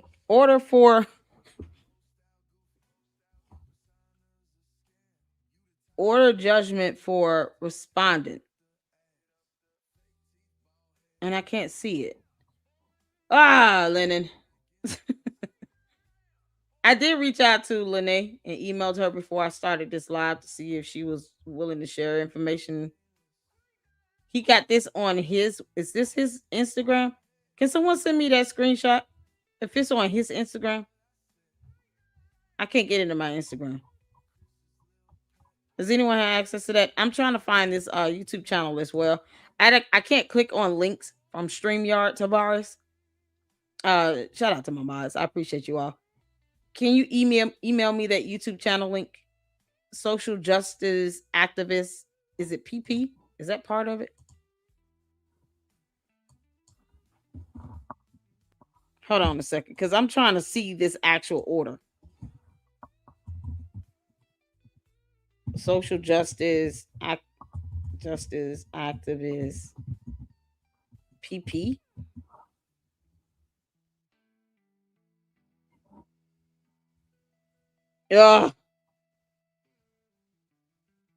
if I go on that person's channel, I don't need them talking about, oh, you're trying to use my content, because they petty as hell. The Martardians are just, they don't have brains, they petty, they defend him for no damn reason. It makes no sense. I can look at it, but I'm not putting that person's video on my video. Because they do dumb shit. They go into people's chats just to see what someone's gonna say, and then try to say, oh, now you're harassing me. No, you came into my channel.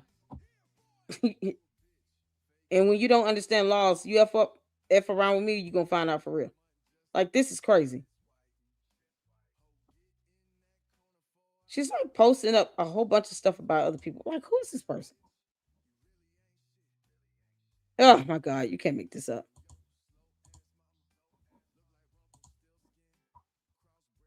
If anyone can email me that photo, that Instagram for the Instagram, if it's still up, please do so. Because I want to look this. Yeah, I got the channel. What's the name of his Instagram? I'm not sure anybody know. What's Umar's Instagram? Anybody have his direct Instagram? Man, this is hard to make out. And then I can't even read the case number, because I'd rather just look at the case number. I just see Circuit Court for Jackson County, Missouri. Let me see if I can pull up the case. All right, let's get back to the video, and I'm gonna try to find the case online on the court docket. So what's the information that's he didn't tell them what happened in court. He just said he won. You didn't. Mm-hmm. He didn't win. He didn't win. So the information that I was trying to share with the judge, I had to leave out of the court and call and say, hey, I didn't try to obstruct anything. The judge asked me this in open court. Mm-hmm. And the ex parte even explained to her, the ex parte was not Siobhan's idea. I let everybody know what my plan was. That wasn't my part, like where I was going with things. It was a good step that needed to be taken. I don't know if I have to recircle it again, but I didn't come up with that. That came from another organization and another agency. Yeah, can you explain what ex parte means? It's just a restraining order. Mm-hmm. So she absolutely can hear things. If you're dealing with an abuser, I'm just using this as an example, and you're going to court and you've got a job and you don't want your abuser knowing where you're working. Okay, so let me be specific. Ex parte means where the judge hears one of the parties, only one side of the case, meaning the petitioner rather. Oftentimes, when it comes to a restraining or protection order, an ex parte hearing is an exception for those types of cases where you can go before the judge without the defendant being present and present your case and your evidence. If it's for a restraining order, and I'm going to be flat out honest, the judge could deny it, because unless you're saying this person is going to do me bodily injury or harm, if it's a restraining order, you're just basically asking the court to restrain him from saying or doing something, but it doesn't necessarily involve a threat to someone's life, or that their life is in danger, because a restraining order is different from a protection order. But an ex parte hearing is just the judge hearing the side of the petitioner without the defendant being present. So if this is pertaining to a restraining order and not a protection order, that would make sense. I mean, a protection order, of course, would stop them from, not only, communicating about you and stuff like that, or, harassing you, but it would also protect you physically. And then it will restrain that person from being able to go within so many number of feet away from you, based on the addresses that you list. So it could be at your home address, school, church, where you work, stuff like that. If you have proof that this person is stalking you or following you, then you can add in that layer of protection. and it will restrain them from being able to go within so many feet. But a restraining order is just, I need this person to stop doing something, but not necessarily mean that you believe this person has threatened your life. So there's a higher chance that you can get the ex parte hearing if it's for a protection order than it would be for just a regular standard restraining order. But the actual threat component is missing. Does that make sense? So if I can see the case, it will be so much easier to be able to see these documents. Let's see. That's Umar Johnson's Instagram. So you add Dr. Umar Johnson? At Dr. Umar Johnson. Okay, thank you. I want to see this court document.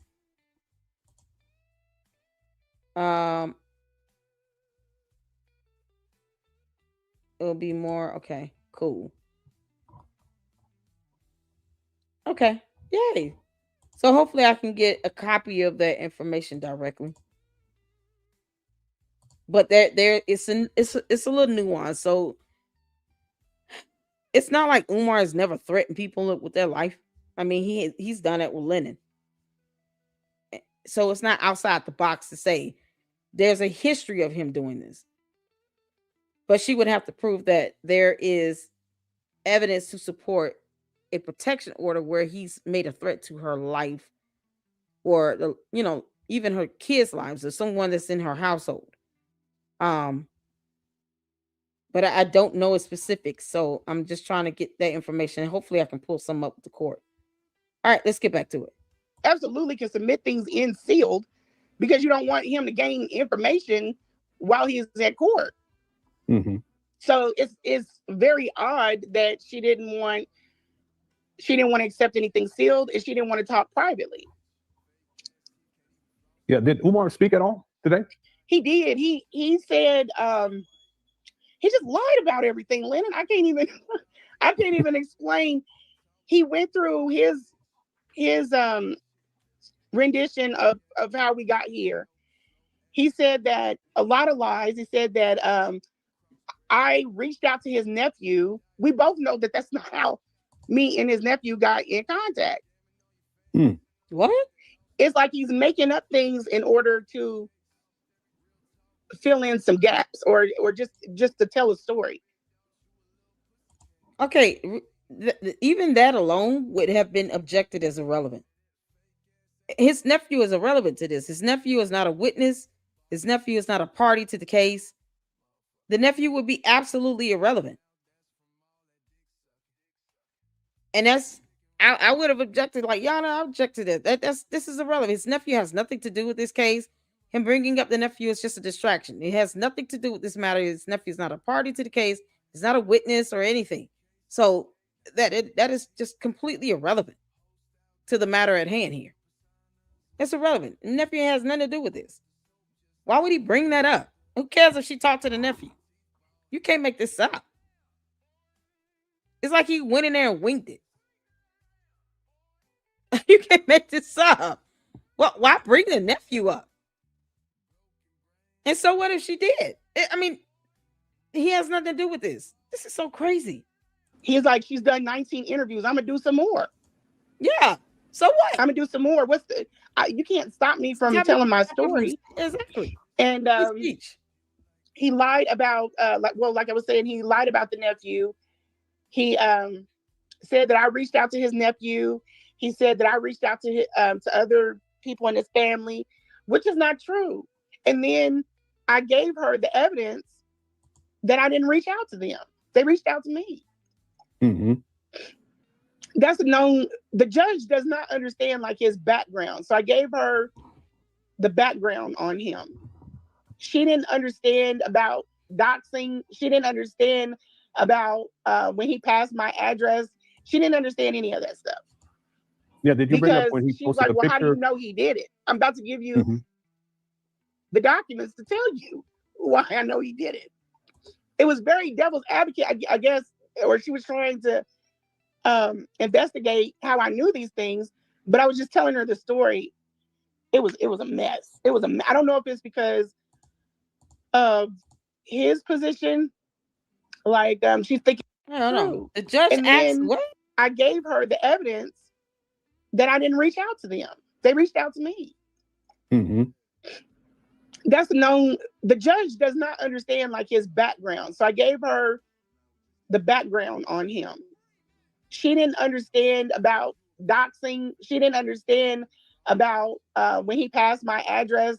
She didn't understand any of that stuff. Yeah, did you bring up when he posted the picture? How do you know he did it? I'm about to. So the judge said, how do you know he did it? Because he's done this in videos. He literally gave out her address in a whole damn video.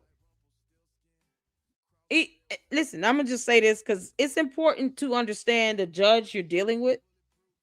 Once you get a court date and you see the judge assigned to the case, look that judge up so you can get a feel for that judge. You can understand, how they operate. A lot of judges, a lot of times, you never know who they are and who they know. Maybe she does know Umar. But if it's one of those types of judges where background might not be relevant in the matter, he's going to come in and say whatever, right?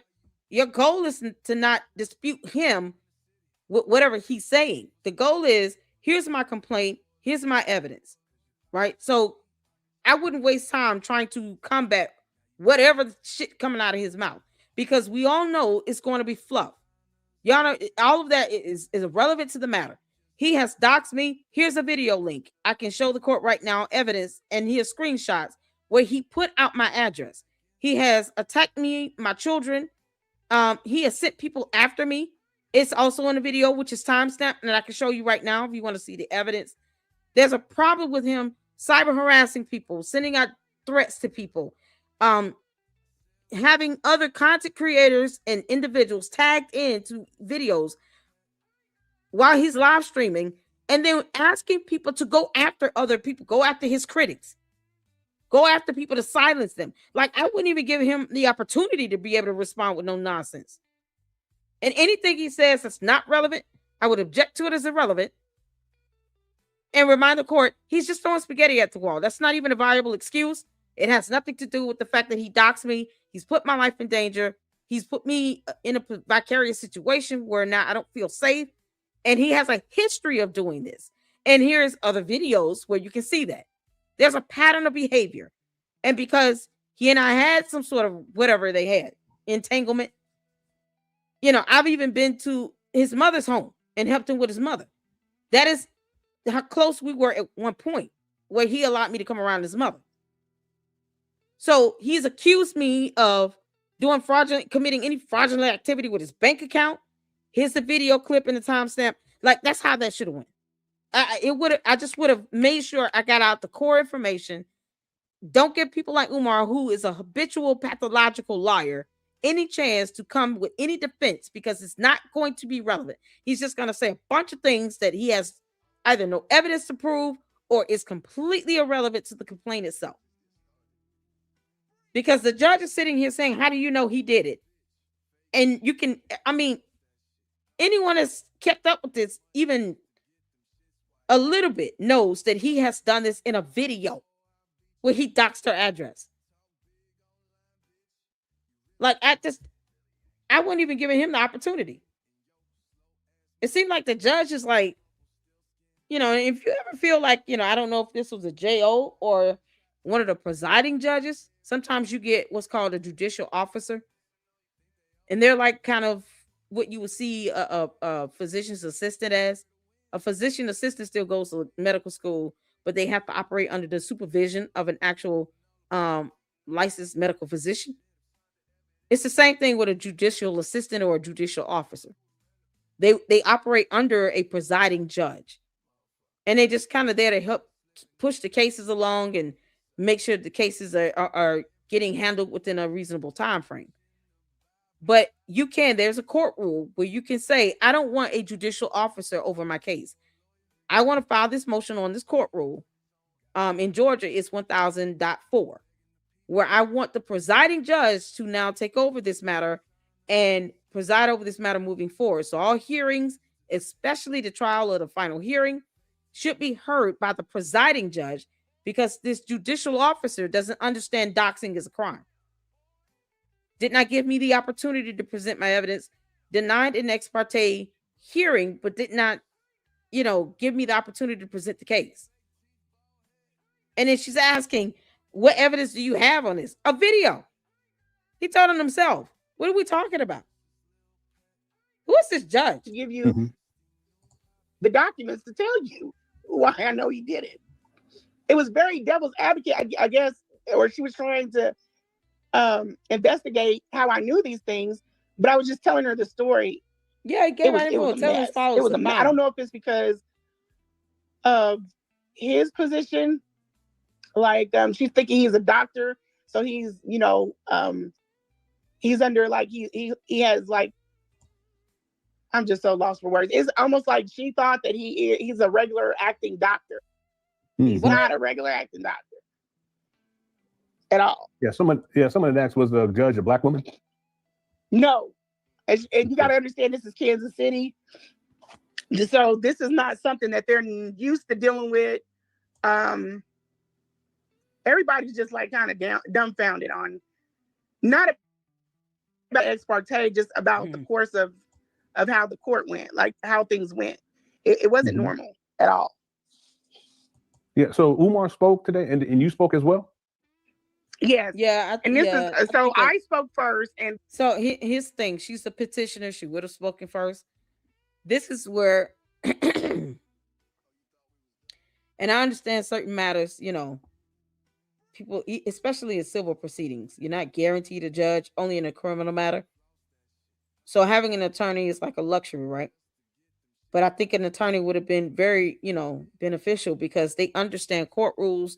They understand, the rules of objections and how to object. And an attorney would have just gotten straight to the point because they probably have a rapport with the judge as well. Seeing, a lot of these attorneys, they have a lot of cases that occur within the same court. So they stand before these judges often.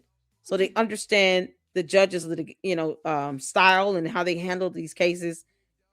Let's say the judge did not know who Umar was, right? If she was able to go first, that's the opportunity to say, here's my complaint. Here's my evidence as proof. And here's what could happen if the court does not grant me this motion or does not grant me this request. Now, discovery has to be exchanged by both parties. But if you believe that there is some information that this person could use against you to continue to dox you, to harass you, to defame you, to attack you, that should not be released to the public, then that would be where you can make that argument. An attorney would know how to do that. And of course, nothing that Umar said was relevant to anything. You're talking about, she talked to my nephew. She talked to me. Who cares? Who cares? The question should have been, do you have evidence on that? And even if she did, what was the context of the conversation about? I would not have even entertained that. I would have not even tried to even, argue against that because it's irrelevant.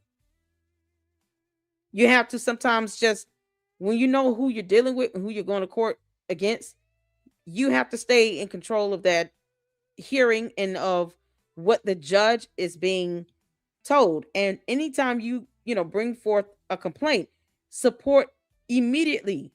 Say what evidence you have to support it.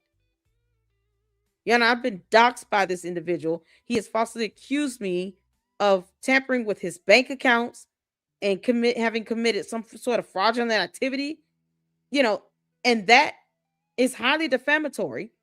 And it also introduced me to being cyber harassed and bullied and stalked. Here's the video clip and here's the timestamp if you would like to take a look at the video. That way you can kind of control the evidence, the information that the judge and the other party is able to see by being very specific with it. And it takes away whatever excuse he tries to give. Now the judge is like, you don't have an excuse for doing this. Because what she's done is proven that you've done this while you're sitting here talking about something with your nephew. I don't care about that. I care about you sitting here putting out her address all over social media and doxing her and sending people after her. That's what I care about. And the fact that you do this habitually. So it's an art of being able to keep the case focused on what it should be focused on. Sometimes you can, if you don't go in and you don't know how to kind of present that information, especially if the judge tries to come off, not that they want to be intimidating, but let's say the judge coming off like they're being off-putting, off-standing, or they're off-putting and they're not really trying to, what they don't want is this back and forth for he say, she say. Then it can come off like the judge doesn't want to hear it. What the judge needs to hear is exactly what you need to tell them and support your evidence with that. And that's it. He stalks me. He's harassed me. He's retaliated. Here are the videos. Here are the posts. Here's the evidence to support it. So every complaint, each point she brings up, immediate evidence right behind it. And don't have the judge asking you, what evidence do you have? I have the evidence. It's in a video. Here's the link. This is raw footage. And I have a timestamp if the court is able to look at this right now. I have screenshots. I have a transcript from the video. And I highlighted it so you can see what was said in the video. I would have attached that as an exhibit. Control what you introduce as exhibits to your case. So if you don't want like personal information, I wouldn't have provided, I would have redacted it myself and just go about it doing it that way. Once again, I don't even know what all was disclosed or anything. Oh man. Why am I just not finding out about this? Then he asked me questions, or she allowed him to ask me questions. And then I didn't get to do that for him. I couldn't like him. I couldn't pick apart his. It was really odd. But I guess the one thing that I'm trying to really hold on to, so I'm not giving out too much information. But the biggest thing that I need everybody to understand is it was not a win. It's not about ego thing or anything like bruised ego because I didn't get my ex parte. That's not what I'm trying to say. What I'm saying is that the information, the real thing that came out in court, he hid that. And that is the fact that this is nothing compared to thank you, the court cases that are coming. Okay. I know I'm going after him for my stuff, but he has other things coming up, and he didn't tell his people about it. Yeah, and cult leaders never. Yeah, Shay had given a definition. An ex parte order is a temporary. I'm sorry, an ex parte order is a temporary court issue. Issued by a judge without a formal hearing because one side requested it in the absence of the other. So did you request this in the absence? Umar didn't show up for that when you initially. He showed up for all of it. Oh, okay. Mm-hmm. All right. For every single one, which is odd in itself. He came every court date. So even when I went in to fill out but he wouldn't go to court when he tried to sue Lynn and Honor. No, go ahead. No, when Umar tried to sue Lynn and Honor, that's Lynn and Honor's here. In a federal court, he filed a federal lawsuit against Lynn and Honor. The case was dismissed for failure to prosecute, and because Umar didn't want to pay the court fees or even request a waiver, also known as an informal purpose petition, to get the actual court fee waived. So it was dismissed because of that. And even if he had applied for the waiver and got the waiver for the court fees, he still failed to state a claim. So when he's presented with an opportunity to actually try to litigate anything, he doesn't follow through on it. The same thing with Marianne Lorient. He filed a lawsuit against her, a slap suit.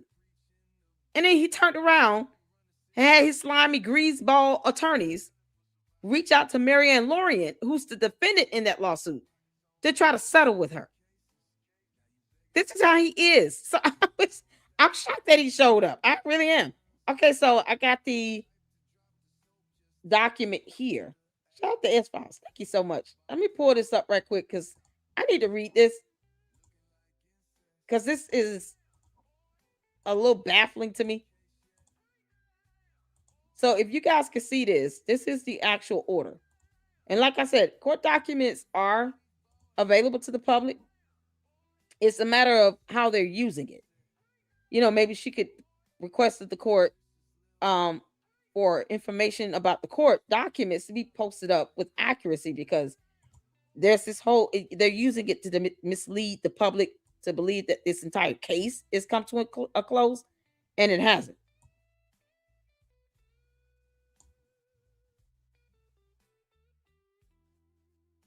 So, okay. Order judgment for respondent. But they didn't say the actual name of the actual. If it was a motion for an ex parte hearing, then this should have said order regarding motion on ex parte hearing. It would be that specific. So it says in the Circuit Court of Jackson County, Missouri, at Kansas City. I see case number there.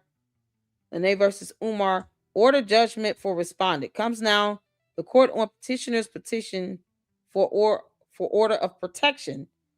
Parties appear pro se. So this was for an order of protection. The court, having considered all admissible and credible evidence, finds petitioner has failed to meet the requisite burden of proof for her claims, and that judgment is hereby entered in favor of respondent. Therefore, it is ordered, adjudged, and decreed that judgment is granted in favor of respondent. But that's for this specific petition. If I were her, refile. I mean, and get an attorney, because I'm thinking, and I heard her say ex parte hearing. So I'm thinking this is for a specific request to the court in this case, because she said ex parte hearing. You can file a request for a hearing, and the actual hearing is based on that specific request or that specific motion. So let's say Candace is being sued by the French president. She filed a motion to dismiss and motion to strike the First Amendment complaint. A hearing can be done on that specific motion, but it doesn't mean that, let's say the motion is denied. It doesn't mean that the Macrons won the entire case. It just means that the defendant that filed that motion to dismiss had that motion denied, but the actual proceeding will move forward in the case.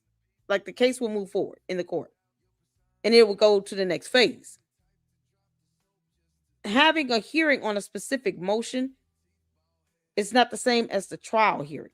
So I don't know. I'm not sure what this was. Was this a full trial? And it don't say that the case was dismissed. It just says order in favor of respondent. I don't even get exactly what this hearing, included, because it's not there. It's not specific in this. Okay, let's get back to the video. Maybe she'll provide more context, because I'm a little bit lost.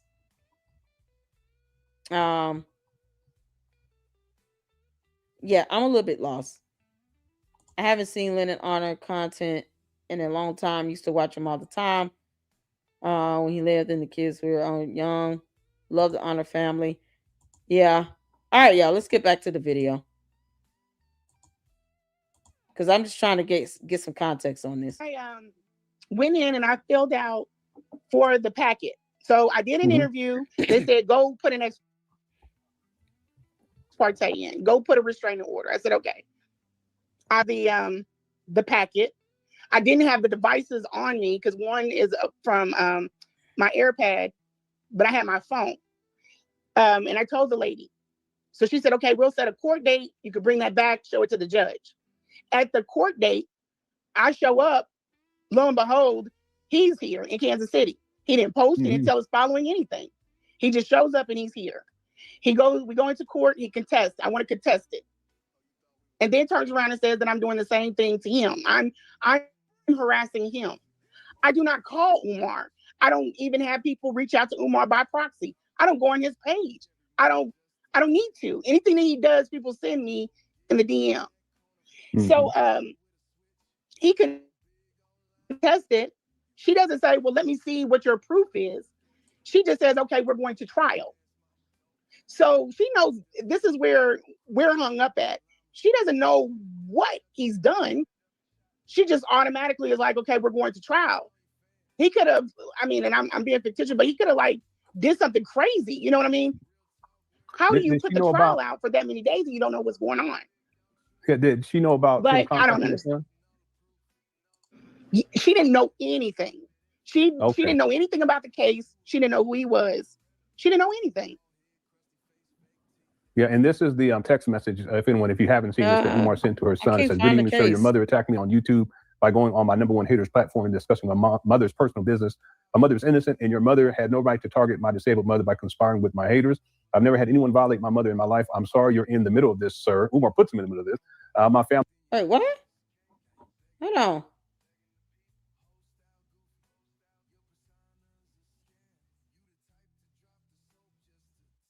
Your mother attacked me? What?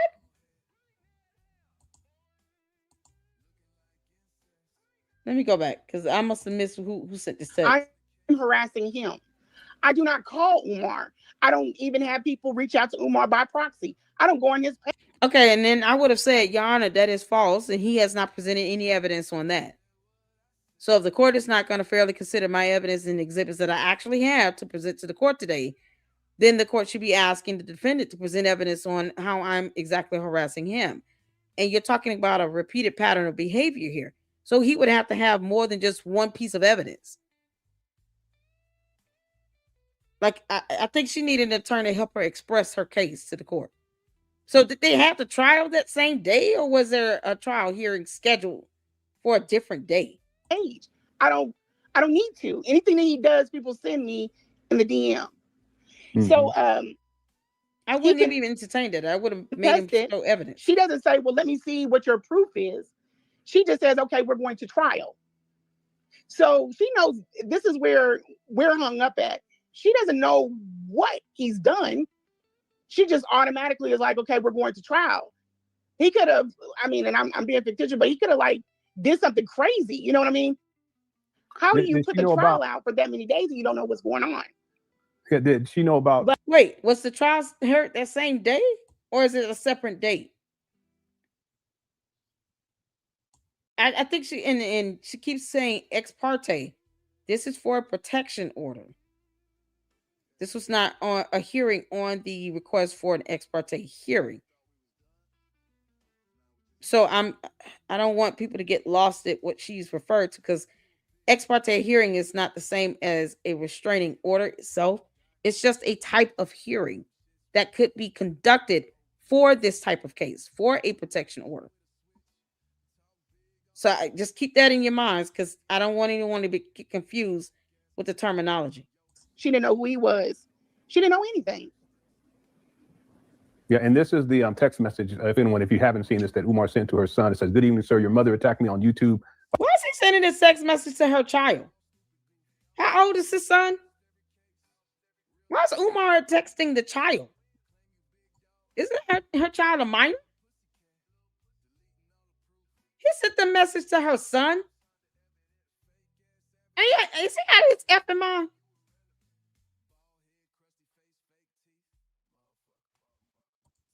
Thank you, S-Files. Yeah, email them to me so I can reach out to Jay Witt. He emailed her son. Are you serious? How old is the son? If he's a minor child, why the hell is he even texting a minor child? So she can send this to take this to court and say, this man is contacting my minor child. Why would he need to contact the child again? Address her in court directly. You don't need to text her child. He's stupid. And he's got these Umar-tardians to think this shit is okay. Man, I'll be so pissed. You don't text my kids. How did he get the son's number? Why does he know the son's phone number? Look out your mouth. I would have had this idiot blocked. He should be blocked. by going on my #1 haters platform and discussing my mother's personal business. My mother is innocent, and your mother had no right to target my disabled mother by conspiring with my haters. I've never had anyone violate my mother in my life. I'm sorry. I don't care if Umar wants to abuse the word hate all day. He still won't show proof of life. And you got siblings and other family members that want to see her. So he can kiss my ass with that. He's like a fucking man baby child. My haters, when. If you got an issue with anything, it's called free speech, you moron. And then secondly, people are concerned about what's going on with your mother because no one has seen her. Her own other children are trying to see her. Her grandchildren want to see her. And you are literally harboring her away from the family. You buffoon. Why are you texting a minor child, Umar? You clown. You're in the middle of this, sir. Umar puts him in the middle of this. My family is very angry. This will be addressed one way or another. Well, the family is not angry. When the family is going on various YouTube channels, wanting, and the nephew particularly, wanting to see his grandmother. He's out of his damn mind. That's laughable to me. For him to sit here and to text the son, though, he's talking about my family is angry. No, they're not. We're not talking about the same thing. He must be thinking of family as in his cult members. Because he doesn't speak for his other relatives. The sister literally called the police and the the group for disabilities. For senior citizens, elder persons, to go to the home to do a wellness check 3 times in 4 weeks. He posted it up on his Instagram that his sister called the police and the elderly association to do a wellness check 3 separate times in 4 weeks. That is not an indication that the family is angry. They're not angry at Lenae. They're angry at Umar for withholding her, the mother, from them. And they're having to send out the police to do wellness checks. I would not have entertained his buffoonery, and I would have made the judge equally challenge his statements and allegations. Y'all, we're not here for that. It's irrelevant. It has nothing to do with the nephew. He can sit here and call people haters all day. Has nothing to do with the fact that he's doxing me. He is sending people after me to threaten me in my life. And I have the video footage with timestamps to prove it. Here's a screenshot. Y'all know I do screenshots for a reason. When I put on the closed captions, that's done for a reason. So you can see what the person is saying, and then you can screenshot it. And as opposed to you just presenting the video alone as an exhibit, now you have a screenshot of what is being said in real time. Because this is providing exhibits and evidence. Your Honor, here's exhibit A there. I'm wondering, did she even provide exhibits to attach to the petition? I'm so confused at that, man. Oh, I'm trying to pull up the case. Okay, I'm better at this, Lennon, when we do it this way. Free talking is probably not my strength. You're good. Okay. You're good. So, but the judge didn't know anything about this? I'm sorry? The judge didn't know anything about this? No, she hadn't seen anything. She just said, okay, we're going to set up for trial December the 3rd. And I'm like, okay, what the hell? That's a long time. And I didn't want this to drag out. I wanted to get this step off of my list because I got other things I need to be doing. Mm-hmm. So let's just take this in like that idea what's going on. Mm-hmm. What family are you talking about? This is why we already knew that it had to be this ex parte. I wasn't going to be able to get everything out. She wasn't going to be able to see everything. We already knew we would have to go in for a civil suit. But even with this, when we're in there today, he's continuing on this lie. It doesn't fit. It's weird. And then the lie, the lie is that you're harassing him. Yeah, I don't call. I just like, do you? She asked me something to the effect like, do you know these women? I'm like, no. And she's like, well, who are the women? I said, there's one sitting right there, Punky Brewster. Yep. Which one was that? what is her name? Malika. Malika. The one Diddy's chick. The one on Diddy's. I don't know who you talking about. I'm a little lost in this. I'm still stuck on, this text that was sent to her son and why he felt the need to reach out to her son, like the son is going to do something to his mother. Kara Malagri, I'm gonna email. I'm gonna let her know, girl, you got to get an attorney, because the hearing was done on December 3rd. So when was the ex parte hearing? I missed a step. Yeah, she needs an attorney to come to court with her. You can also request that the court have Umar pay for your attorney. Yeah. Funny how Umar bashes black celebrities left and right, but cries whenever someone criticizes him. Exactly. The haters. We don't agree with you sitting here using money and you can't explain exactly how it's being spent. And then you lie about buying a building when your name's not even on the damn deed. No one needs to lie about that. It's not on the deed.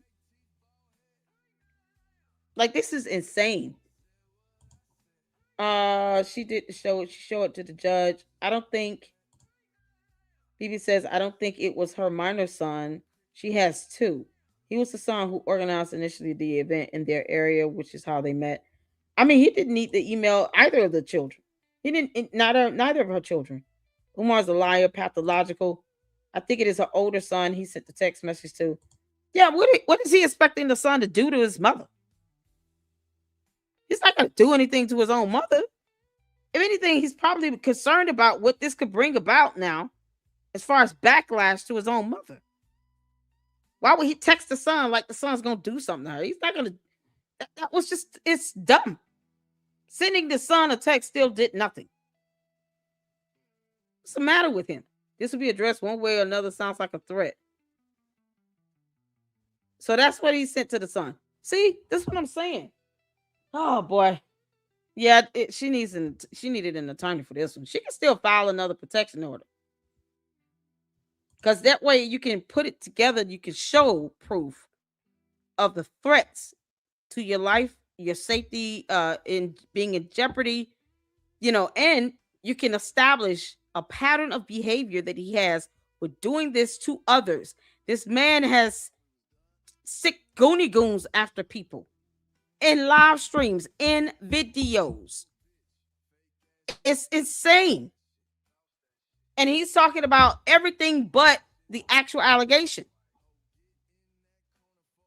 So was the actual trial heard the same day she filed the petition for the ex parte hearing? It's so crazy. He's always making veil threats. Exactly. Even Marianne Lawrence said the same thing. He threatened her. And if he doesn't do it, he instructs others to do it. So he's still guilty by this conspiracy. He's the one directing the order. And if you have evidence to prove it, you produce that. Like, that's it. Because otherwise, this judge is like, it sounds kind of, it's a bit frustrating to know that this should have been very straightforward. Even if he went in there and lied, I would not give credence to it. I would object to it. It is irrelevant. I have never harassed him. He should be producing evidence on that. Until then, here's my evidence to show that he has harassed me. He has sent people after me. He's doxed me. He's put out my address, my phone number, like those things. He sent a text message to my son saying this is going to be addressed one way or the other. Here's where you can, here it is. Here's the floodgates. I don't know who these other women are, and I don't care. They're irrelevant. They're not a party to the case. They're not witnesses. I don't care about these other women. I don't know who he's referring to, but I'm concerned more about him sending this text to my son, Your Honor. That's where we are here. And then you show the judge the text. Like, what the hell? Okay, let me just play this out some more. And I'm like, what the hell? That's a long time. And I didn't want this to drag out. I wanted to get this step off of my list because I got other things I need to be doing. So let's just take.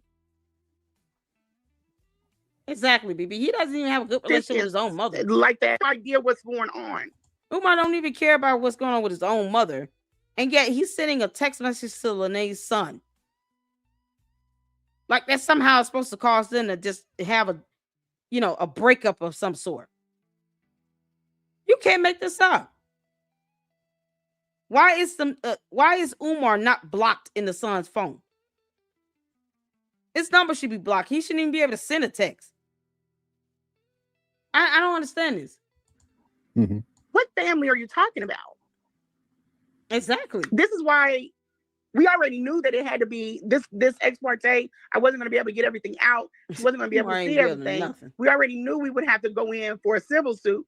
But even with this, when we're in there today, he's continuing on this lie. It doesn't fit. It's weird. And then the lie is that you're harassing him. So here's the thing. Okay, my mother is innocent, and your mother had no right to target my disabled mother by conspiring with my haters. First of all, he has to prove that there's some level of conspiracy. And what does that conspiracy even determine?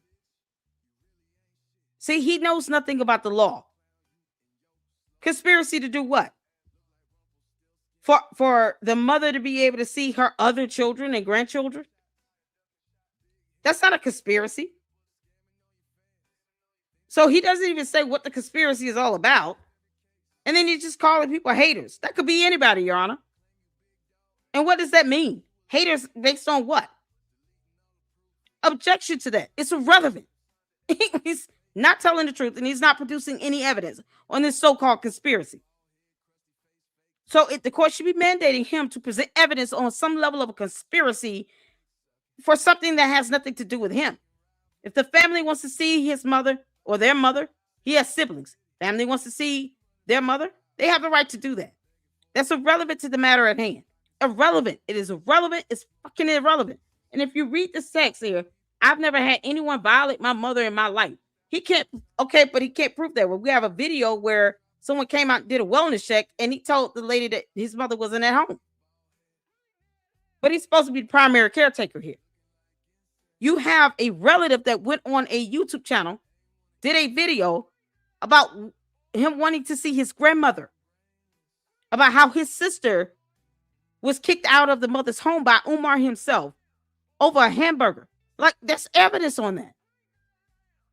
So what family is he talking about that's angry with him or angry with her because of him? Anybody angry at Lenae? I'm sorry you're in the middle of this. No, you're putting him in this. You sent a text message to her son and you were putting him in this. And what the hell he's supposed to do to his own mother again? What was Umar thinking that what was going to be accomplished from this text? Because I doubt Lenae's son is going to sit here and cut her off because she's trying to protect herself from Umar. He literally lied about her tampering with his bank account with no evidence. I've never had anyone violate. I'm sorry, you're in the middle of this, sir. My family is very angry. Name the relatives. Because so far, there's a sister and a nephew that are angry with Umar for not allowing them to spend time and see their own mother and grandmother. So who are these other relatives? No, Yana, he's going to have to prove that. He's going to have to tell some names. What relatives are angry with me? Because he has family that has not seen his mother, that wants to see his mother. He has siblings that want to see their own mother. He has nephews and nieces that want to see their grandmother. So he needs to produce evidence on that. I don't care. My family is very angry. This will be addressed one way or another. That's a threat. I'm going to take it as that. Because it's not his first time saying that. And because he has a history of sicking his dumbass Ogoonie goons on people, this is perceived to be a threat to me. Based on the history, his pattern of behavior, and the fact that he has doxed me in the past, harassed me in the past on social media, and I have exhibits. This is a threat to me. That's it. You can't make this up. One way or the other. Lenae, refile it and then get an attorney, organize your exhibits, and let your attorney go in and present your case. Because this right here is beyond. None of this was necessary. He did not need to send this text to the son. This is absurd. Yeah, I don't call. I just like, do you? She asked me something to the effect like, "Do you know these women?" I'm like, "No." And she's like, "Well, who are the women?" I said, "There's one sitting right there, Punky Brewster." Yep. Which one was that? The what is her name? Malika. The one Diddy's chick. The one on Diddy's. Okay, what is that? She wasn't gonna be able to see everything. We already knew we would have to go in for a civil suit, but even with this, when we're in there today, he's continuing on this lie. It doesn't fit. It's weird. And then the lie, the lie is that you're harassing him. Yeah, and then she faced out. I don't call. I just like, do you? She asked me something to the effect like, "Do you know these women?" I'm like, "No." And when did the other women come up? Because that's irrelevant. It's irrelevant. These women are not named as co-defendants. They're not. He didn't name any specific person as a witness. Why is the judge asking about these women? Why are they important? They're not important. They're not relevant. Her son is not named as a co-petitioner in this. So why is he texting the son? He's not in the middle of it, Umar. You dumb Oompa Loompa. You sent her son in an inappropriate text message where you're talking about something being addressed one way or the other. She can perceive this to be a threat based on your history and the fact that you've doxed Lenae in the past. And you've sent people after others that were your critics, like anyone owes you anything. He's not God. He's an unemployed mere mortal that don't even want to admit to him passing out, that has not even taken care of his own kids, that treats his own mother like crap, and lies about every wellness check that is done by the police and the elderly association. Why not let your relatives see their mother and grandmother? He's harboring her in the house. Asking for proof of life is not even, it's not unrealistic. It's very reasonable. If you got siblings and relatives that are saying, "I want to see my mother and my grandmother. I haven't seen her in months, in years. We can't get her on the phone." He won't let us in. He won't even let the police do a wellness check 3 times in 4 months. What the hell is he hiding? To say we demand proof of life? It's not something that's so unthinkable. You just saying that you've never done anything to violate your mother means nothing. Because there's evidence where you're literally withholding her and harboring her from her other family, from her other children. You put out your niece over a hamburger. So the fact that he can't prove that is enough in and of itself. But this is where, an attorney would have been able to argue with that and object to most of the stuff he was saying because it's irrelevant. None of those other women don't mean shit.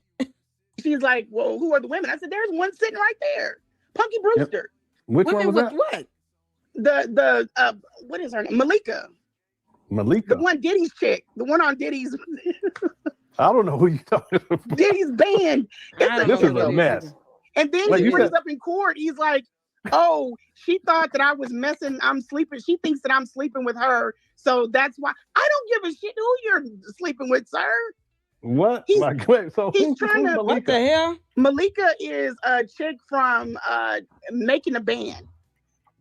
Making the Band. She dresses like Punky. She's like a black Punky Brewster. She was there? Yeah, she's his handler. I told you this from the other girl in Ghana. Umar can't do things on his own. He needs somebody there. Wasn't this he's the an lady idiot. down? She looked like the lady that was down there in She's the lady that was with the doll. Oh my God. Yeah, she's his handler now. And What he in the rotates world? them out. Tiffany was a handler and was a handler. Yeah. These people are like his handlers. Yeah. Sharon. Yeah, Sharon's his handler. She looks like a patient lady. She's probably dead too, but she looks patient. He needs women to help him do things. Like even when we were going into court, he's unsure of things. Like, how do you not know? Just go through the damn door. He's holding up traffic, determining whether she's gonna stay outside or go in the door. Just go through the damn door. She'll walk. Is this the lady? You know, and then the sheriff's department is standing there. It's a strange situation. Yeah, that's her. Oh my and then God. he comes around the corner. He's got them so on this. She's obsessed with Umar kid. I'm indifferent about this woman. She comes around the corner like, yep, I'm here with him. And I'm like, bravo, chick. Go have it. Like, I don't give a shit who he's here with. I got another announcement I'm gonna make, but they have their mindset is that I want Umar. I'm bitter because he left. Umar never left me. I cut him off. That's irrelevant. I don't care if he knew that he could have it, but it's messing up the flow of the story. Things are not matching up. There's no way what happened today would have been able to happen if I'm crazy in love with Umar. It's irrelevant. That's not what it is. I don't have any. Okay, now do you all see why I said that the art of objection is important? Because here's just a tidbit as a heads up. When you go to court and you know that the other person is a pathological liar like Umar Johnson, and he will not have any evidence to, defend himself at all, you can anticipate the things that he's going to say. Therefore, you can still maintain how the hearing is being, the direction of it and how it flows. Because if you allow someone that's an inveterate liar to throw out all these defenses and all these stupid ass accusations, guess what ends up happening? You're distracted from the actual point at hand. Now the judge is focused on the nonsense that he's saying because you're entertaining it and you're trying to defend yourself against it, as opposed to why you're there in the first place. If that much conversation occurred, that's time that could have been spent with you giving your exhibits to the judge, showing videos and screenshots and text messages, and putting your case together and making your argument. He's just saying all this dumb shit. I would have been objection. This has nothing to do with any of that. He text messaged my son. He's trying to bring my own son into this. My son is not a party to this case. He's not a witness. None of these women are a witness to the case. I don't know who they are. I don't care, because I'm concerned about him doxing me and putting out my address and my information and then sending people after me. I'm concerned about the harassment. Harassment including the doxing behavior, the bullying, the false accusations against criminal activity. He's accused me of trying to do something fraudulent with his bank account. Here's the clip. Here's the video. Here's the screenshot of him saying that. This is causing me to receive more backlash. The more defamatory statements he makes against me, the more I'm harassed. He has this cult-like following. These people have no evidence on any of this stuff. They believe exactly what he says. And when he directs someone to do something, they do it. That is a problem. Just like how easy it is to have this become the main conversation, that's how easy it is for that to end up happening in court. And the trick is to get the judge to stay focused on the case, because the judge is trying to hear both sides here. But if you start entertaining what the defendant is saying and their nonsense, as opposed to saying, Your Honor, he's just throwing spaghetti at the wall, none of that is true. He has not presented a shred of evidence on it. And I would urge the court to review my evidence, because he has none. He's just throwing out accusations that are baseless. And this is his MO. This is his pattern of behavior. Now you can flip it back on him. You can flip it back on him. But if she refiles and she gets an attorney, the judge will take that a lot more seriously. I just don't understand exactly why the judge is entertaining his nonsense. It's unnecessary, because it should have been just objected to and it should have been shut down. He doesn't have any evidence on this, then it should be irrelevant. And I'm objecting to it as irrelevant. These people are not a party to. I don't know who any of these people are. They're not witnesses. They're not a party to the case. I don't know or care about these other people. I only care about his actions that are causing me, to receive all these, attacks and harassment and being doxxed. This is what's getting out of control. And here's my evidence. How much of this video do you want to see? I have a timestamp. I'm ready to play this video right now. How do you want this to go? it would have been very hard for him to try to defend the actual evidence. But at least she would have been able to stick with her allegations and focus in on that. You're trying to present a case that your life is in danger and that you fear that he's going to do something to you directly, or he's sending someone out to do any physical bodily injury or harm. You're requesting a protection order. All that shit he's talking about is irrelevant. Who cares what his defense is? That's how I would have said it. I'm objecting to it. It's irrelevant. That has no bearing on what I'm requesting and the evidence that I have. That's it. And the judge would say, okay, well, go ahead and, produce your evidence here. Have any feelings for him, like, and then I have to know, and I'm just gonna say this, I would have to hear how Lenae went into this and presented her case. I mean, because if it's attorneys know how this should flow and they know exactly what to say and how to put it so that the judge can see, okay, you make this allegation and you have this evidence that directly supports the allegation and continue to keep the case on, keep things on track. I would have to hear how she opened this up. She was able to speak first. I would love to hear her opening argument on this and her opening statements to this. Because if it's not organized, if it's choppy, if it's almost as if you're unsure of things and you're just present the evidence, the exhibits you have. If that's not flowing, then the judge could easily be distracted by whatever the defense is, where he's making all these statements and he's just coming back to back with it. And it has nothing to do with the other. And you're trying to defend yourself against his baseless statements. So I would have to hear what she said too to make sense of this, because I'm a little bit thrown off. I'm trying to get a gist of what was said. And because that's missing, it's hard for me to be able to give, some thorough commentary on this. It's kind of like I'm just following along with everyone else. And I'm almost at a loss of words because he's just throwing stuff out there that makes no sense. Like that. But it helps his story to keep that. Umar's just saying whatever. So they keep coming at me like, want him, and I just can't get over the fact that he's gone. We're far down the road. Sorry. Yeah, I'm sorry. So people are confused. This is it's a lot. You went to court today, but then you bring up handlers. You bring up Malika. Malika used to be on Making the Bands with Diddy. I'm sorry. No, we're trying to put the pieces together. But you're saying because I'm a terrible storyteller. No, that's fine. So, but you're saying she was there, and she was also down there when Umar was down at the what is it called? Nat Turner. Nat Turner land. And I blurred her video out, but she was there. There, okay. Sharon was there. That showed dolls. It was like a barn type of a situation. So she's all the way down there. People are trying to figure out. Okay, so she was there today in support of Umar in the courtroom. Yes. Okay. So was she there as a witness? Because of course he didn't give a witness list. So he brought a witness to a hearing, and the judge nor the other party was informed that there will be a witness. Because what's good for the goose is good for the gander.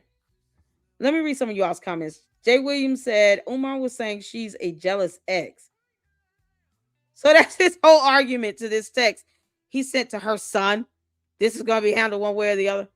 Or him doxing her. Or making derogatory statements online in videos. Like, Umar's such a fucking clown.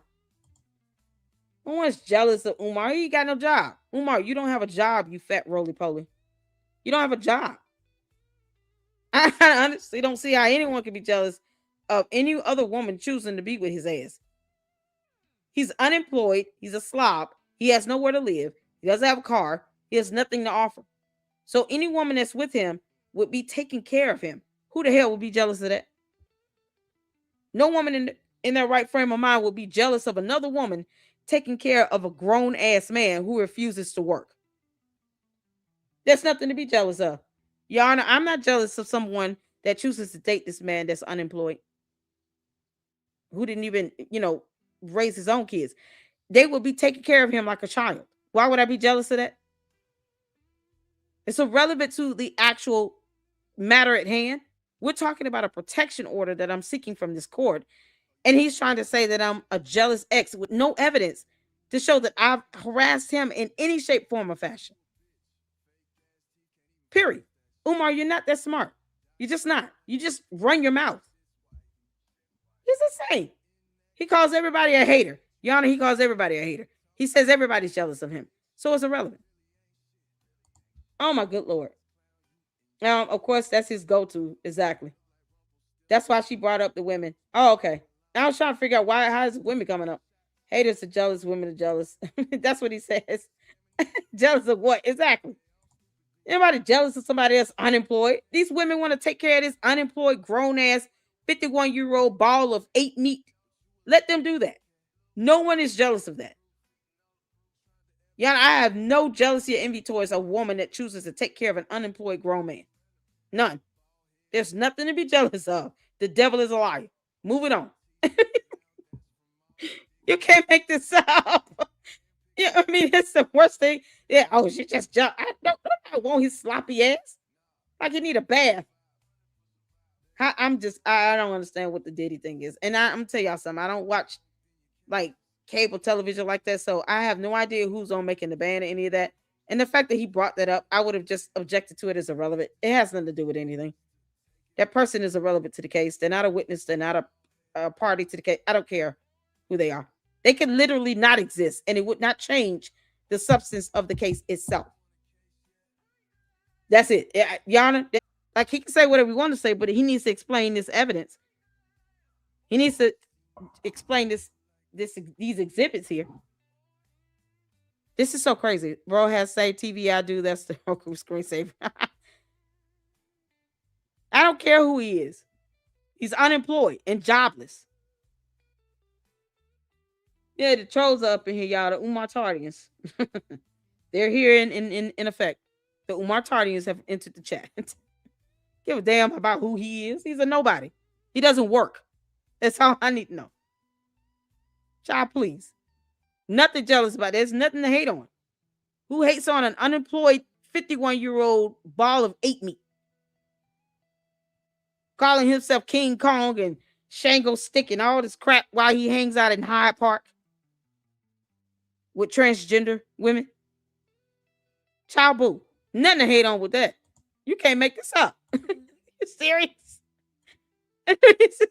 He's a bum. Exactly. Francisca, he's a bum. You don't get jealous of some woman choosing to take on him as a responsibility. He has no substance, nothing to offer anybody. Because he's not somebody that can do like a standalone person. He needs somebody there with him in case you got to fill out forms or stuff like that. So that's why she came, or she could have been there for moral. They're never there for moral support. But okay, he needed somebody there. So let me see your transcript. She had said that Lenae sued Umar. She requested an ex parte order, temporary order against Umar to prevent him from doxing her online. But he's already done that. Yeah. Right? Yeah, he's already doxed. Yeah. The reason, oh my gosh, the reason why the ex parte I was sent to do an ex parte is for what is to come. In my eyes, they wanted me to have something on protection on me, and I was okay with it. Yeah, her phone is acting up again. Hopefully she calls back in. What she had explained to me was that Umar, he's trying to make it seem like everything is over with. No, this was like just one step in the process. They wanted her to get ex parte, basically restraining order, so Umar would stop doing what he had been doing. Remember, he doxed her. He put out a picture. It's called revenge porn. You guys remember that? He put that on his Instagram page. He's had his followers go at Lenae. He does that with everybody though. So what the first step for Lenae was to get a restraining order for that to stop. But Umar's trying to make it seem like that everything is over with. But that's simply not the case. He has a pattern of this. There's a foundation to this allegation here. He does this all the time. He's even tried to sue Lynn and Honor, over copyright strikes because he didn't like what Lynn and Honor was saying about him, even though it's called free speech and free press. That's why Umar Tardians don't run my platform. They have no power here. Just like the candy ass cult members. We don't do coat. You can't make this up. So you say something he doesn't like, then he sends out the Ogoonie goons after you to break laws. Fuck out. It's a clown. Lynn, are you there? Yes, sir. I'm here. I'm sorry. Mm-hmm. Oh, it's okay. Yeah. Yeah, so people are just trying to put the pieces together. It's part of the issue is the way Umar is making it seem as if everything is over with, but that's not the case. No. Umar is in a lot of crap, y'all. He's in a lot of trouble. A lot of trouble. This ex parte is, think of it like a preliminary, you know. This started a long time ago. I can't really talk about the specifics, but this happened a long time ago. And I've been holding it. Let me tell y'all, I have held this through this man doxing my kids, through all of the things that he said about me. I have held it. I have held it. But he's in a lot of he's in a lot of trouble. My situation is completely separate.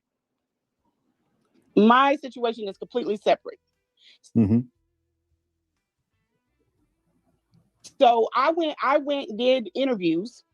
Those interviews, you're gonna have to read between the lines. I promise you, I'm not trying to be difficult, but you're gonna have to read between the lines. From those interviews, I had to go and get an ex parte. Now, I did file charges in Kansas City. I filed those charges. That's that's on them to do whatever they're going to do about that. But I'm basically going through step by step, taking care of my situation with him. There are other things outside of me that are going on as well. Okay, and this is outside of you, meaning other people? Yeah, we'll say that. Okay. We'll say that. So he's in a terrible mess, but his focus is on this small win. He will be fighting the biggest court case of his life after, the two biggest ones, because I plan on bringing everything I got. But before that started, I needed to put an ex parte in case one of his flying monkeys or him decide that they wanted to approach me. Does that make sense now? Yeah. So now it's clear. So basically, this was the first step, and it was really to make sure for your safety to put in. It's almost like a protection order, so that Umar can't go at you. He can't send his followers at you, like he's done anyway. He's done that in the past. He's done it with everybody that's criticized him or come out to speak out against him. But that wasn't it. It wasn't as if your goal was simply that. But Umar's trying to make it seem like that was your goal, and because it wasn't granted today, that now it's a victory, and that's why he posts on Instagram. That's not a victory. And I can guard my own castle, but they wanted me to do things the proper way, and I felt like that was the right thing too. Okay, yeah. So that's and I did. Okay. That's what I did. I did everything else that I was supposed to do. I had reports that I was supposed to do that would involve my case. So that's just Siobhan. Yeah, and going forward. I'm sorry. Go ahead. Hey, Ortiz. I do. I have proper legal representation, but the ex parte was not as important as that. Umar. Okay. Gotcha. And then you were saying move. Okay, so what it sounds like to me is this: she filed charges, with, with a criminal court, and if she's filing charges to be heard, those charges are going to be brought forth by a prosecutor. All right, so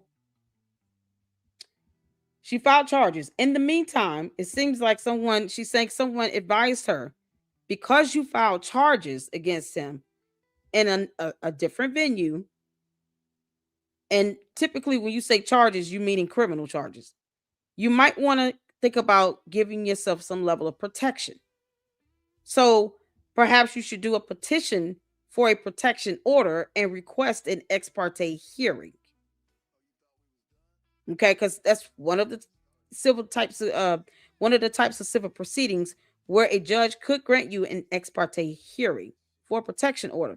You have to prove that there is evidence of a threat or danger to your life, and that someone is threatened to do you physical bodily injury or harm. That's just based on the legal definition of that protection order and one of the requisites that you have to prove. You have to meet that burden for that. I don't know if this is a request just for ex parte hearing or the petition for the protection order in its entirety. Seems like was heard on the same day, and then there was a trial scheduled for December 3rd. The judge stated that there was not sufficient evidence based on this order to grant, and I want to say the protection order itself. So, since this is one of the steps that she was told to do because of the criminal charges she filed, what she filed that would be brought forth from a prosecutor to a criminal court. She's saying this is not the end of what I'm pursuing legally. That's what I'm getting out of this. Because she's referring to the protection order as ex parte, when ex parte is a type of hearing, not necessarily the actual name of the civil proceeding itself. Is for a protection order. An ex parte is a type of hearing that you can be granted for a protection order. So keep that in mind here, because she's saying ex parte, and that's just the type of hearing. But the actual charges she filed, that's still ongoing, and that's going in a court. What was this hearing at for this matter? This was in Jackson. Oh God, this was a circuit court. So when you file charges, criminal matters go to a criminal court, or they're heard by a criminal court judge, rather. That could be heard in another venue.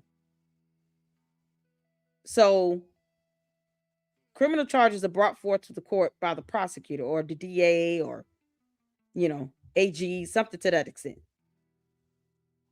But I'm just trying to make sure I'm hearing this correctly. This does not have any effect. This protection order has no bearing on the actual charges she filed.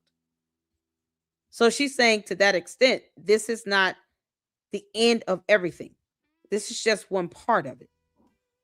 Does that make sense? I'm just trying to make sense of this. God. Shout out to my mom, LLC in the Insomniac time zone. Oh, child. Thank you for tuning in, Artis. How you doing, honey? Anyone else having audio issues? Can y'all hear?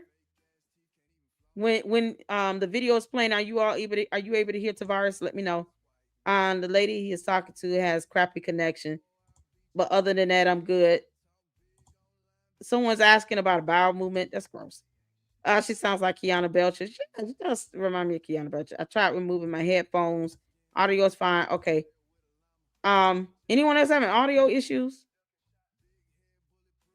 Mayan language in the chat. Thank you so much. Yes, you're right. There is case to come. He had no victory. Yeah. I'm just trying to make sure. So she has filed charges against him that are still to come. Or they're probably already been brought forth to a separate court, to a criminal court judge by a prosecutor. And they were saying, you might want to get a protection order if he has a history of doxing and making threats against people. He sent the text to her son saying this is going to be handled one way or the other. Why are you even texting him? That should have been discussed in detail as to why you felt the need to text her son in the first place. He's not in the middle of that. He's not named as a party to the case. And you sending him a text, all it does is bring him into the case. If nothing else, it pulls the son into the matter because now you're texting his phone, making these types of threats like this. It's going to be handled one way or the other. That can mean a myriad of things.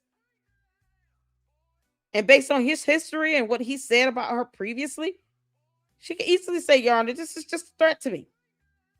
He's not new to this when it comes to him threatening me in my life or doxing me or sending out his Ogoonie goons, his Umar Tardians after me to harass me and bully me online. He's doxing my children. And now he's texting my son saying this is going to be addressed one way or the other. You get people that say stuff like that, and then next thing you know, the person that they're directing this towards ends up dead the next day on the news. I have no reason to put that past him to think that this is not a threat, considering his history, not just with me, but with other people. That I really want to hear how she presented this, because it would have definitely, if it would have been, let me go straight for the jugular with this evidence and making sure that I, keep things to the point of what I'm here for. Child, half that stuff he said wouldn't have been able, he wouldn't have had the opportunity to say it with me. Moving forward, what were you going to say? It was like they needed to be involved with the ex parte. Mm-hmm. I thought it was open and shut. You know what I mean? Yeah. So I didn't bring representation. He didn't either. It shouldn't have required. He can't afford it. But now that it didn't go, then we have one or two ways we could just let it fly. And I did my due diligence. I did what I was told. Or I can go back and I can have the attorney do it and then seal it up. Mm-hmm. It just depends on, I don't know how, what they want to do. If they want to do it again, fine, do it again. If not, I'm okay. But I just was following directions. Mm-hmm. So after he's making out like that's just all it was with me. No, you have a whole civil suit coming. Mm. But I did not. Okay, so there's charges filed. And then there's a lawsuit that I'm assuming, is this a federal lawsuit here? Or is she referring to the complaint? In the federal lawsuit sounds like S charges. Because you can't file charges against someone, right? You can have charges filed and go from there in the criminal court. Maybe she's filing a federal lawsuit. Talk about that in court because we didn't get that far down the road. I see. Mm-hmm. The other thing was Umar was not supposed to know certain things like this. But the judge would not allow me, and I made the call afterwards, like, hey, I didn't do nothing wrong.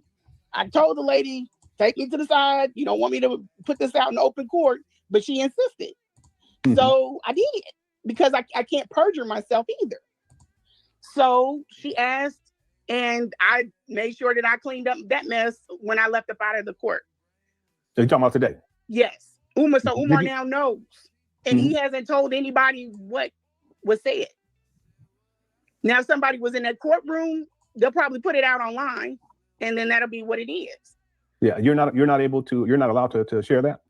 No, I can't share it. If he talks about it, I'll open all everything. But I've been wait, what? Hold on. Because depending on what type of case it is, I mean, they're just, it could be available. The court documents could be available to the public. I found the case, by the way. I actually am looking at the case online on the court website. I'm gonna show that in a minute because I was like, I'm too confused. And as an independent journalist, I have to present some facts because I don't want to leave you guys confused as to what's happening. Now, I'm not saying she has to share details about this other case that's pending. It sounds like a federal lawsuit maybe has been filed. But if she's saying charges, I typically equate that to criminal charges. But I don't know. I don't know if she's filed the criminal complaint wanting the prosecutor to bring forth charges based on her evidence to the court. I don't know if it's been that route taken or if she's saying I filed a federal lawsuit and she's seeing the complaint, the statement of claims as charges itself. I don't know. Wrong. I told the lady, take me to the side. You don't want me to put this out in open court, but she insisted.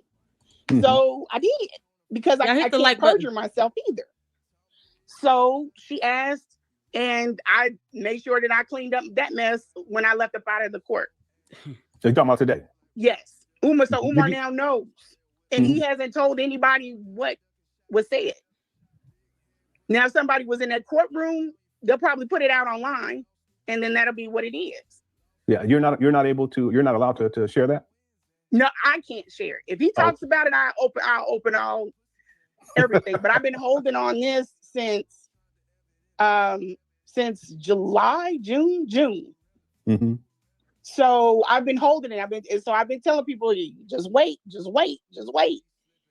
And but I left it at that. I let him say all the stuff. If she can't share something, he can't either. Wrong. I told the lady, take me to the side. You don't want me to put this out in open court, but she insisted. Mm-hmm. So I did, because I can't perjure myself either. So she asked, and I made sure that I cleaned up that mess when I left up out of the court. So you're talking about today? Yes. Umar now knows. And he hasn't told anybody what was said. Now, if somebody was in that courtroom, they'll probably put it out online, and then that'll be what it is. Yeah, you're not allowed to share that? No, I can't share it. If he talks about it, I'll open all. I wouldn't open it up at all. Holding on this. Regardless, I'm gonna tell you right now, Lenae, don't open it up. If you can't talk, if you can't talk about it, he can't talk about it. But simply because he's talking about it, I wouldn't talk about it. I will leave that to him. Then you can take that issue to court and say that he's discussing this open case in court. And of course, he's going to lie about whatever he says. And then all it ends up doing is introducing this back and forth. YouTube is in court. I wouldn't talk about it just because he brings it up. There's a recourse for that. It's called a gag order. Like if it's something that truly should be kept confidential, no.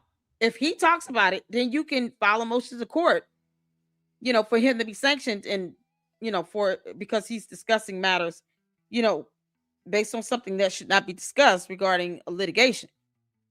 I still would not respond to it. I would not talk about anything on any social media platform. If you can't talk about it, don't ever talk about it. Just let him catch the fall and catch the heat for that in court. Since July, June. Mm-hmm. So I've been holding it. I've been telling people, just wait. And but I left it at that. I let him say all the stuff, I let everybody talk all the stuff, but I did not open my mouth lying about that. And in court, that's between the judge and the agency. I ain't got nothing to do with that. But I did. I asked her, I said, you want to pull me aside? I showed her on the phone. She asked him, does he have any criminal charges coming from Kansas City? He said, not to his knowledge. He didn't know anything about it. So, okay.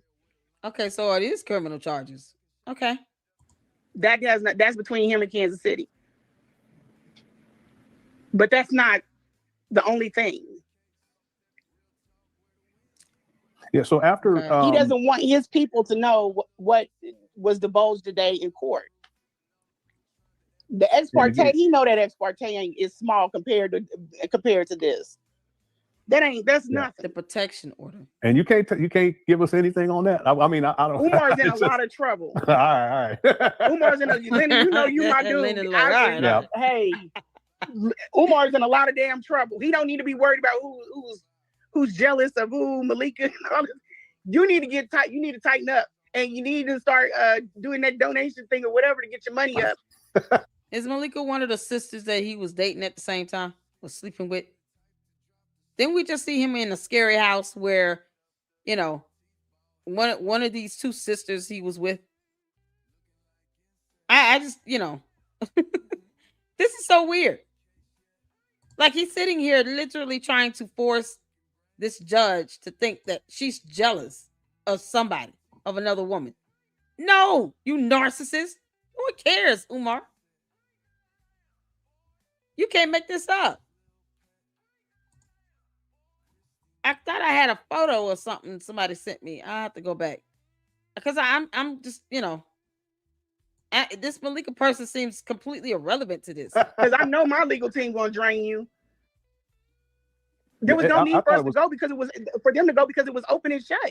It was just taking in the information. If an agency says you need to go put in an ex parte, that means this dude ain't wrapped too tight. Go put in an ex parte. Whatever the judge thought she seen or didn't see, because he's pushing this narrative, oh, she's a jealous ex-girlfriend. And I'm like, no, I don't want him getting in his emotions and being like, oh, this is all your fault coming to Kansas City and my family. No, I didn't do this. You did this. You did this. I've been dealing with a lot of stuff behind him he made. I had to report him, and I can't tell you guys this, I had to report him to my job. I don't know, I said that like 8 times. You can't be out here saying she hacked into my account and think they ain't gonna do nothing. Exactly. Yeah. And see, that's the thing right there. That's highly defamatory. If you're falsely accusing someone of committing a crime and you have no evidence, that is the epitome of defamation. He cannot prove that she tried to hack into his account. And especially when his dumb, goofy ass talking about, what is it? Is it based on any fraud on my account, on my part? Who asks questions like that to their bank? Yeah, it could have been just a matter where he just overdrawn or he just spent all the money. The end. They're going to do something. Yeah, did the judge know about that? Those allegations that he made? I told her that too. That was to explain the first email that I showed her. I told her, they gave me a pen and they gave me a sign on. That's what I have. I showed her the emails, the correspondence. I showed her where I went in to do the interviews. She still just, I don't know why she did that, because the way it was put to me is that's obstruction. So I don't know why she did it. Maybe she didn't understand. I don't know. I don't explain things the best. I don't want to even put out that I do, because this isn't my forte. Yeah, but I understand. Okay. I want to know though, do you think that because Umar, you remember me say he's going to start gloating about it. He's done it on Instagram. He's posted twice about this. Do you think that Umar might use this as a way to? Because I know how Umar is. He's real petty. Yeah. He'll say, okay, well, listen, this wasn't granted, so I can go ahead and go back to harassing her again and her family. I kind of want him to. Let me tell you, the fact that he came out of that courtroom after what that judge said, he came out of the courtroom and the first thing he did was run to the internet after you told this judge that she's going around doing all of these interviews and she's doing this. And I understand the judge's perception of it. It looks all very childish. It's very child play, but it doesn't take. But I mean, she could do an interview and speak about matters that are of, interest to the public and concerning to the public. And no, it depends on the context. This is why I want to hear exactly how she presented this. I mean, she said she doesn't explain things well. And she's not an attorney. So it does help when you're able to articulate your case in a certain manner, because you don't want it to turn out to be this he say, she say thing. That's why I would not have responded to this nonsense. I would have objected to it and told the judge, Your Honor, he has no evidence to prove this. None. This is his attempt to throw spaghetti at the wall, and he's trying to distract from the very issue that he has doxed me and harassed me online. He sent text messages to my children. He's trying to bring my kids into this, and they're not a party to this. They have nothing to do with this. This is for my protection. That's it. It's as simple as that. Whether I do an interview or not, I have free speech and expression. That's irrelevant. That has nothing to do with him harassing and bullying me that he's been doing for years before I even did an interview. And what I interview on is focused on me and my concerns, not him. Like that it does matter on how things are phrased too. Man, oh Lord. Away from what he's done. He's been doing this since 2019. Right, I gave her everything that she needed to know. And I think that she just had the wrong idea about what's going on here. I'm not coming in here to just have a way to keep meddling. No, I was given a directive. I followed the directive. If you give it or you don't give it, I don't care. But it's not going to stop from what's coming. And I'm a guard in my castle. So this is me attempting to do this the correct way. So it may be that nothing happens. He might just focus on fighting these battles that are coming his way and leave me alone. But if he does come my way, I have already shown that I've exhausted all options with him. I tried to put an ex parte to keep him away from me. Y'all didn't give it to me. I don't care who it is. I don't care if it's a woman. I don't care who it is. Protection order. I'm going to protect my family. I'm going to protect myself. And this is the same thing. When I left out of the courtroom, I made the call. I said I did exactly what I was supposed to do, and this is what happened. This is what people say. Yeah, the thing is that I mean, I've studied Umar for a long time, and this is how he operates. Because I remember when he was in court for pretending to be a licensed psychologist. At the end of that, the way that Umar played that off, I can tell it fueled him to make him think that he was even more invincible than he actually believed he was in the beginning. And I'm wondering if you know what, and then as soon as the judge said something to the effect that, oh, well, that doesn't prove. And I'm like, okay, you know, I got wrapped up in it, more emotional, I guess, because I'm just feeling like I'm in a battle. I'm really indifferent about it, but it's kind of like once you've, set out to do something, you're trying to win it regardless. But he goes and makes a comment, oh, well, if I want to be in Philly and she's doing all of this because I might want to put an ex parte on her in Philly. And I told him I would accept it. I would accept it. There would be I wouldn't contest it because I don't have a problem staying away from you. You have a problem staying away from me, you and your women. So he's playing already, getting hyped up and theatric and spread. Got his legs. Okay, so she mentioned the women coming after her as well. I would have named them in the petition. That petition would have been very detailed because it would have. The judge needs to see exactly how all of the pieces are coming into the puzzle here and why you're asking for this, because it's not just him acting alone. He's got all these dingheads that's sitting here, following his every command, even though he can't get them out of trouble if they get in trouble themselves. He wouldn't be able to even get them an attorney. He's not an attorney, so he doesn't know how court works or the law. So he would have these women left out high and dry if they got caught up, which is so stupid. They're willing to risk their liberty and freedom over this idiot. He's spread all open and doing this bouncing and stuff. Like judge, could I go and do this? Like, you big, no. Do it. And let me show you how it's done when you really don't want to be bothered with anybody. And she's like, well, I can't tell you. I can't give you that. Okay. But it's just, you see him already. He's getting excited. He's getting worked up. He was very childlike in that moment. This is something about, he thinks that this is a win, but it's not a win. It's not a win, bro. I just told open court, you about to fight the biggest battle of your life. That school is done. It's done. Oh yeah, he never had that school. After I drain you in court, and then whatever else comes in, even if I might not even get my chance, Lennon. I might not even get it. They might get on him before I don't know. But even before I get my chance, it's a wrap. It's done. It's done. You're not even. He had no intentions on opening up the school. Let me reiterate that. His name is not on the deed. There's no evidence that he bought a building. He did buy shit. K-12 did. He's not even a registered agent on the actual LLC. So there's no evidence. He hasn't built anything. There's no receipts or proof of that. And the best way to make your argument, stick to what can be proven in your evidence. What can be documented and proven in evidence.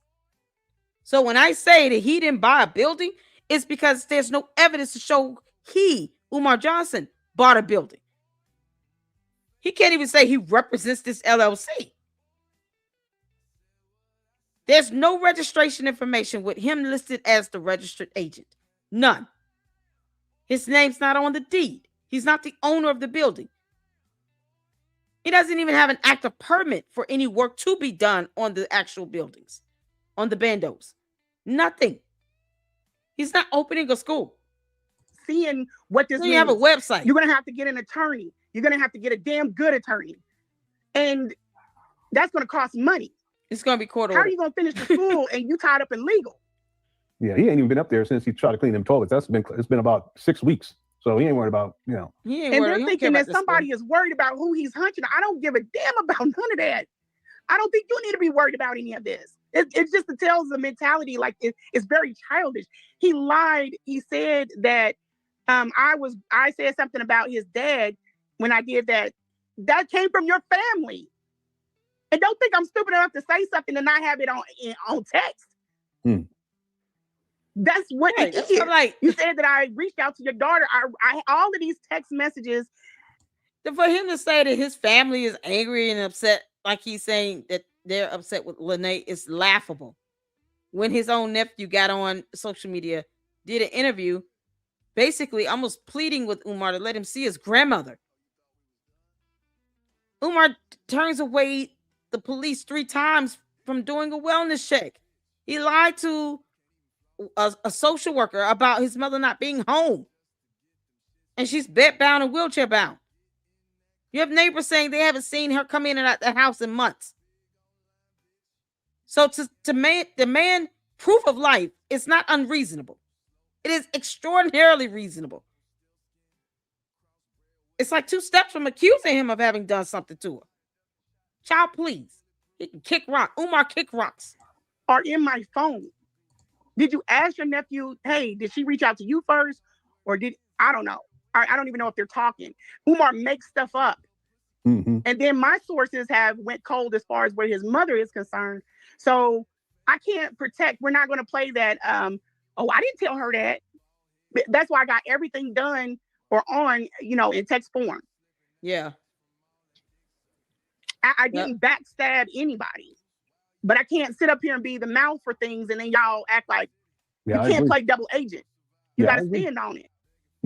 I kept you out of the public, but now you're going to have to stand on the rest of it. He said that about his daughter. He's like his other daughter. That's on a public domain. When he doxed your wife, he said the picture was from a public domain, so it's not doxing. He got that from me, but I took it down because I'm like, it's still a child, and I don't want to bring her into this. But eventually, I don't even know. I'm trying to, and we already talked about that before. I'm trying to keep from wallowing in the dirt with this fool because he has no problem. He banks on you not going into the dirt. He banks on it.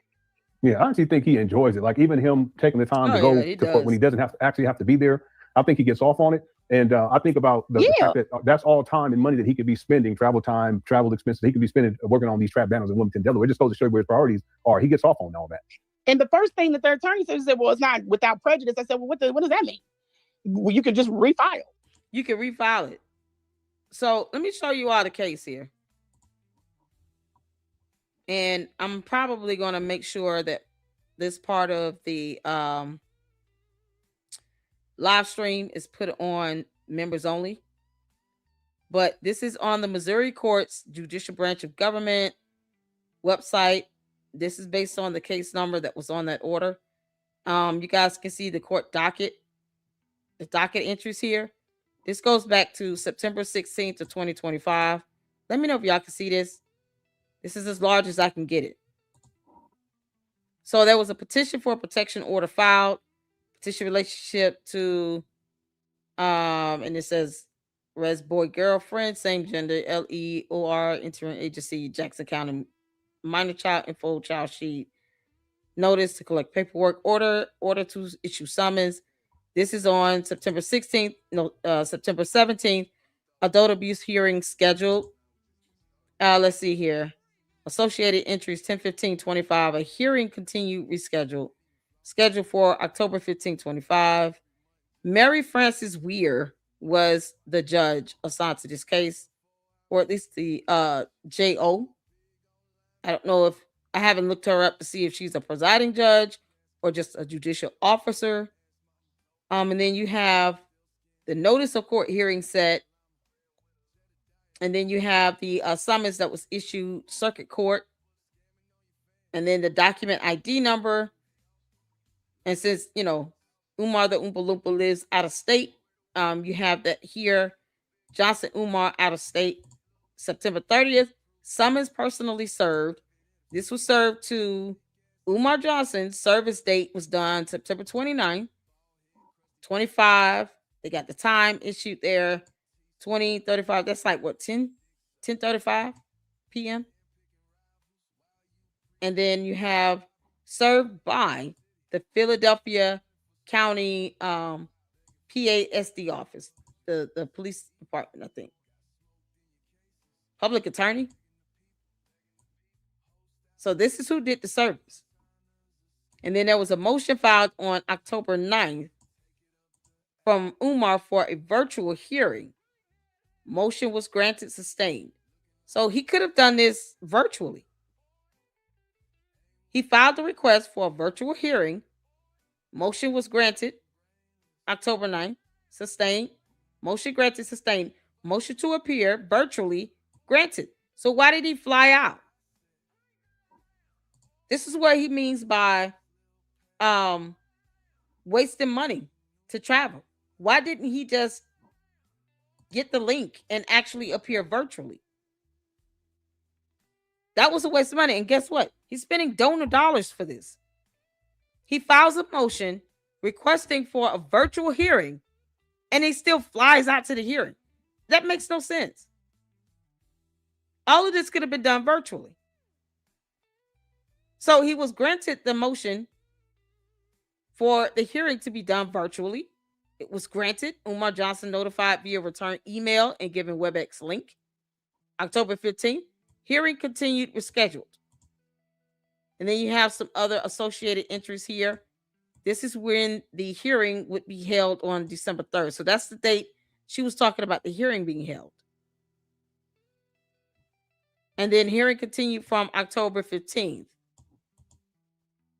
And then, of course, you have here December 3rd, adult hearing held, was scheduled for 11 a.m. Mary Frances Weir was the judge over the matter. Notice of court hearing sent, summons issued. And then here you got the document ID number again. Summons personally served by POU clerk in court. Y'all see that right here?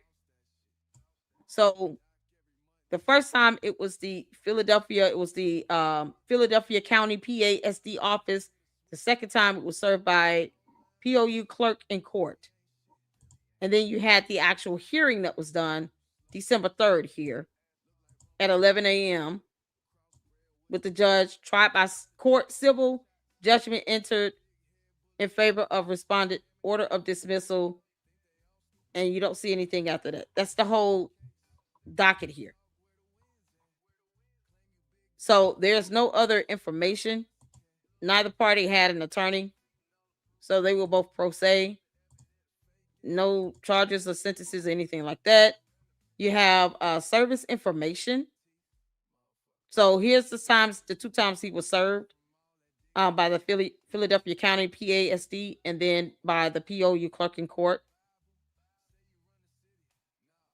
And then, of course, this was on October 17th and then November 14th. Y'all can see the dates over here. Due date. So they got him service attempt date 9/29, service attempt date 10/15. There you go. There's no scheduled hearings or trials, civil judgments. There was no judgments ordered on the case. So the judge commissioner assigned was Mary Frances Weir. Kept trying to figure out who's Mary. I was like, who's Mary? Okay. There you go. So this is the entire court docket. So he doesn't care, but it's not because it's not his money being spent. Exactly. So I haven't seen Manny today. Yeah, where's Manny at? So this is the court docket information right here, y'all. This is a standalone protection order. It was a petition for a protection order. And then, of course, the protection order itself. Let me pull that back up.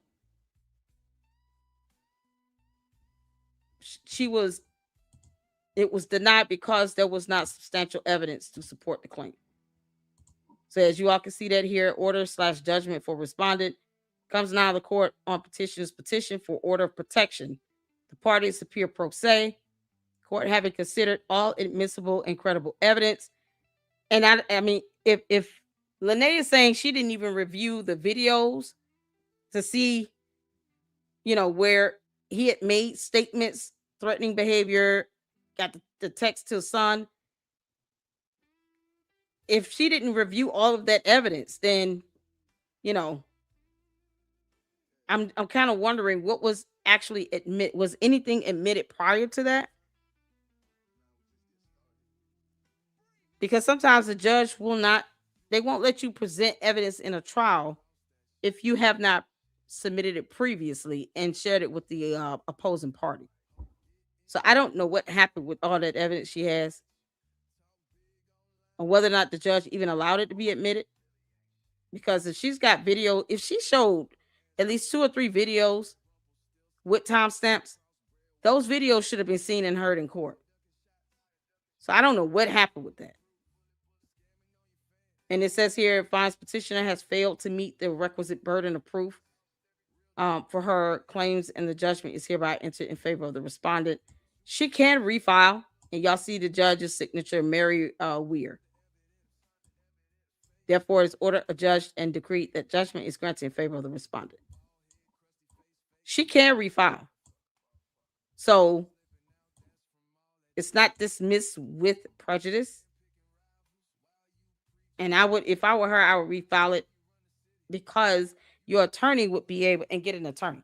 The attorney would be able to go to the court to say, this is why. There could be a court rule, some case law cited to show that this is typically standard when you're talking about criminal charges coming forth. No different than, and I'm going to use the example of Charlie Kirk. So, of course, when the shooter in the Charlie Kirk case was caught, and he was charged, not sentenced. He hasn't been sentenced yet. When he was charged, the judge entered a protection order for the wife and the children. Reason being is because, let's say someone acted and participated in that, or the defendant was released, on some sort of bail, even though he wasn't, but let's say he was. Now you want a protection order in place in case he tries to go and do something to the wife and children. So oftentimes, a protection order can work hand in hand with certain criminal charges. And depending on the heinous nature of the charges, the judge will issue a protection order.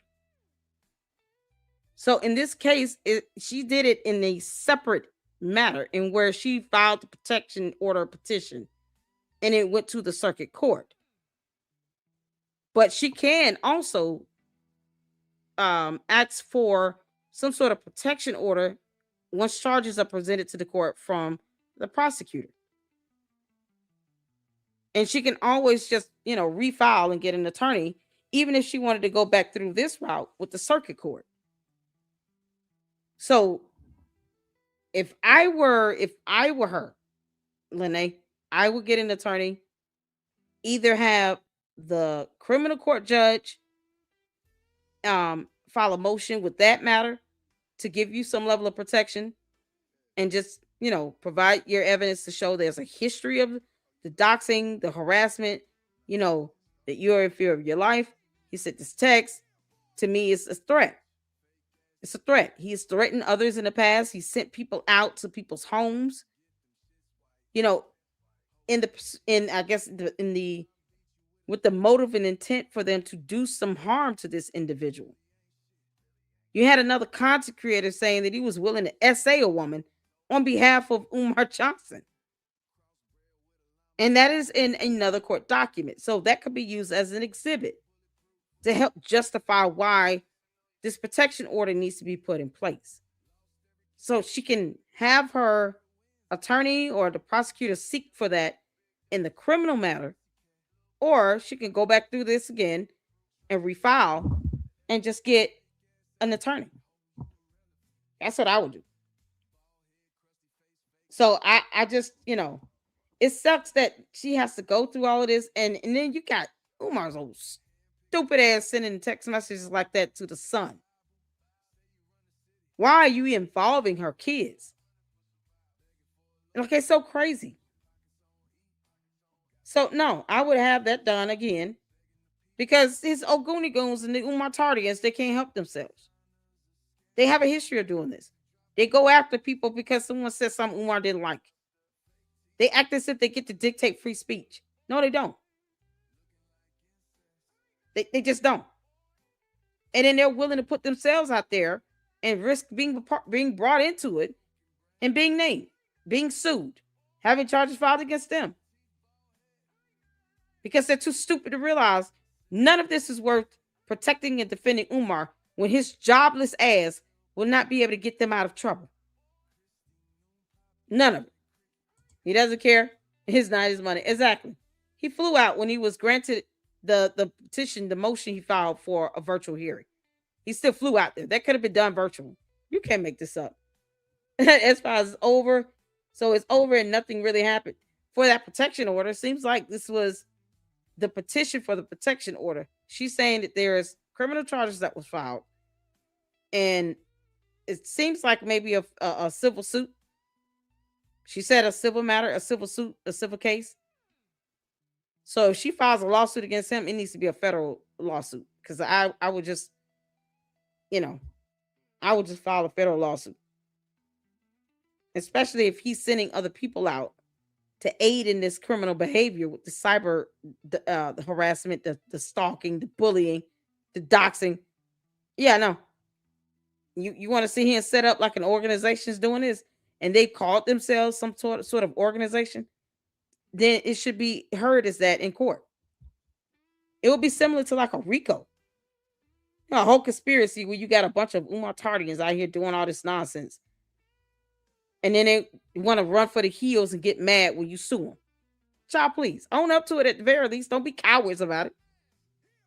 You might grow up. Kiss my ass. He's so ridiculous. Hey, family. What's going on, Uncle Mo TV? How you doing? Shout out to you. I appreciate you for tuning in. Can I get one of the monster drop Uncle Mo TV's YouTube channel link in the chat? Were you in the chat earlier under a different channel name? Let me know. Because I want to make sure, we recognize you when we drop your link to your YouTube channels. But shout out to Uncle Mo TV. So let's see. Tavares said, yep, Umar sent his goons to go after Lenae's kids. Exactly. They dox kids. They don't care. They don't care. If you have a grown adult that makes a comment about being willing to essay a woman on behalf of Umar because she criticized him, because he's subjected to that as a public figure, and it's called free speech and expression, and if Umar doesn't like it, he can take his unemployed dumbass out of our country. He bends and manipulates the law when it's convenient for him. But he thinks that free speech only works one way. That's not how that works. And defamation is not protected free speech. It is not protected under the First Amendment. You cannot make provable false statements against someone with no evidence and claim that they have tried to hack into your bank account. You're accusing them of a crime? Get the fuck out of here. You know, man, this is so crazy. Yeah, awful. Oh, we got an Umar Tardian. Let's see. These people are insane. They are. They're insane over someone that can't help them. Real men don't do that. Exactly. Oh my God, you can't make this up. And then yes, Tim Pool's caught it from a candy ass cult member. Oh my God, we got to talk about that tomorrow. You can't make this up. What's going on, Uncle Mo? I don't understand cult members. I just don't. This hive mentality. Umar Tardians are no different than the candy ass cult members. It's like a hive mentality cult mindset. And they follow this stupid cult leader who don't even pay their bills, who would never be able to get them any legal representation if they got hemmed up.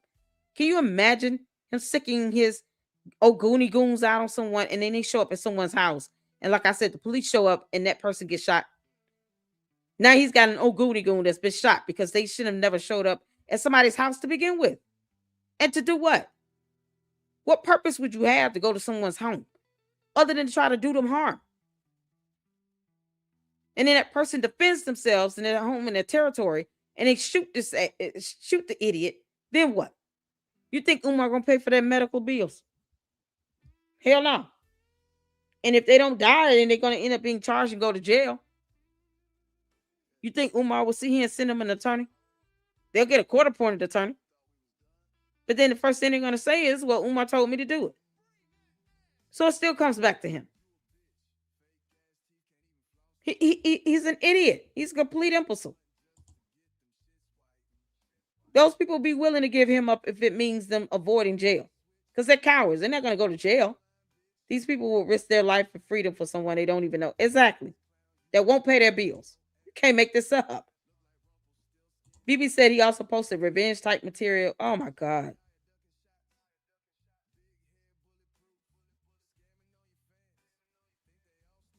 Yeah, oh yeah, we're gonna go over to Candace Owens because someone's got been targeted with that. Tim Pool. You can't make this up because he spoke his mind. Oh my good Lord. So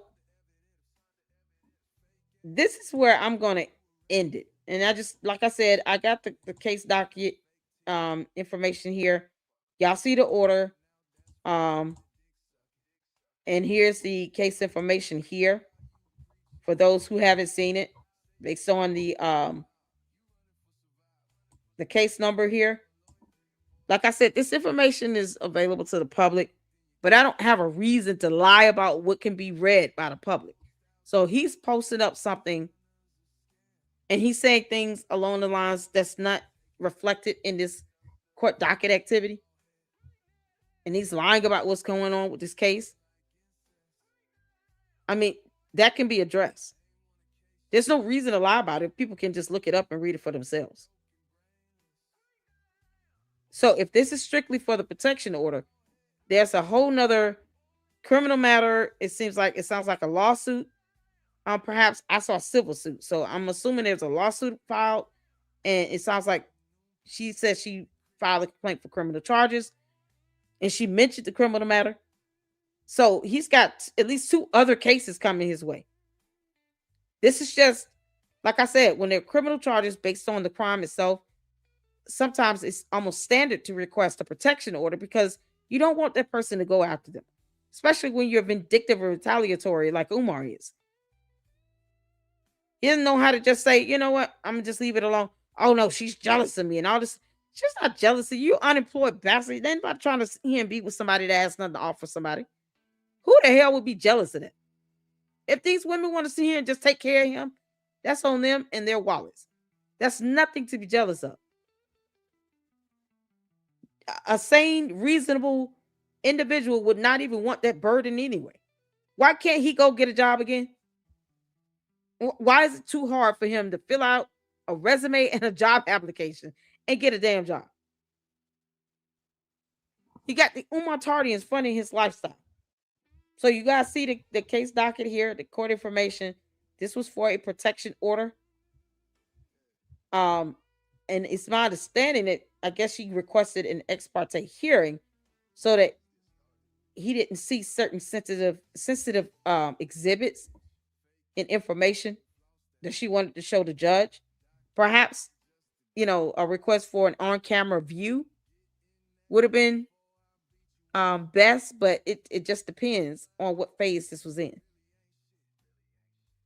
So instead of her getting an ex parte hearing, the judge went straight from, the initial hearing being scheduled or continued rather to an actual trial.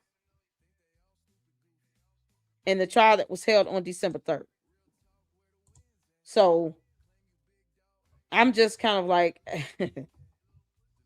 if there's a criminal matter going on, I would ask the criminal court judge to, I would just motion that judge to do a protection order.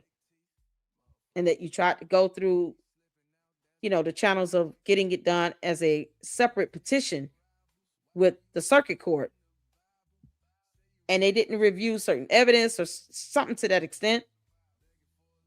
Maybe she can get the court transcript. She said that she requested one, but no court or what you call it? A court transcriber was there, a court reporter. So if they didn't have a court reporter, why wouldn't, if she wanted a court reporter, in a civil matter, you have to pay for that. It's not automatically given in a civil proceeding. But if she was willing to pay for a court reporter, I don't understand why they weren't there. So I don't know what happened with that. But she said that she did request a court reporter.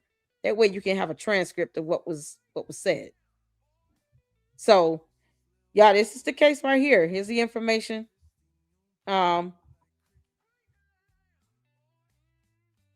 And I'm assuming that this order that we just reviewed was also including a dismissal.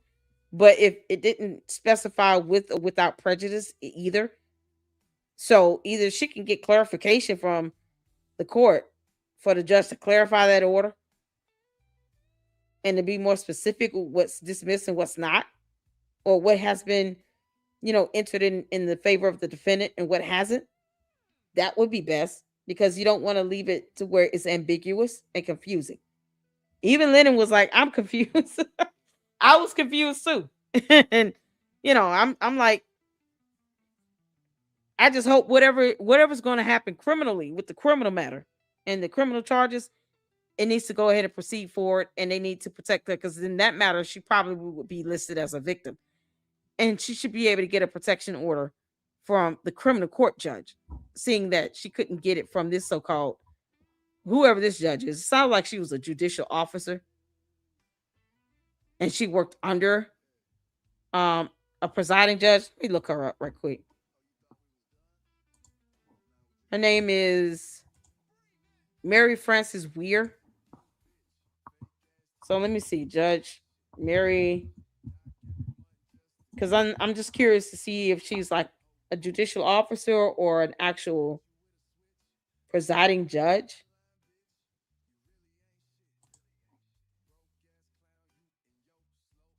Yeah, she's an associate judge. Here you go.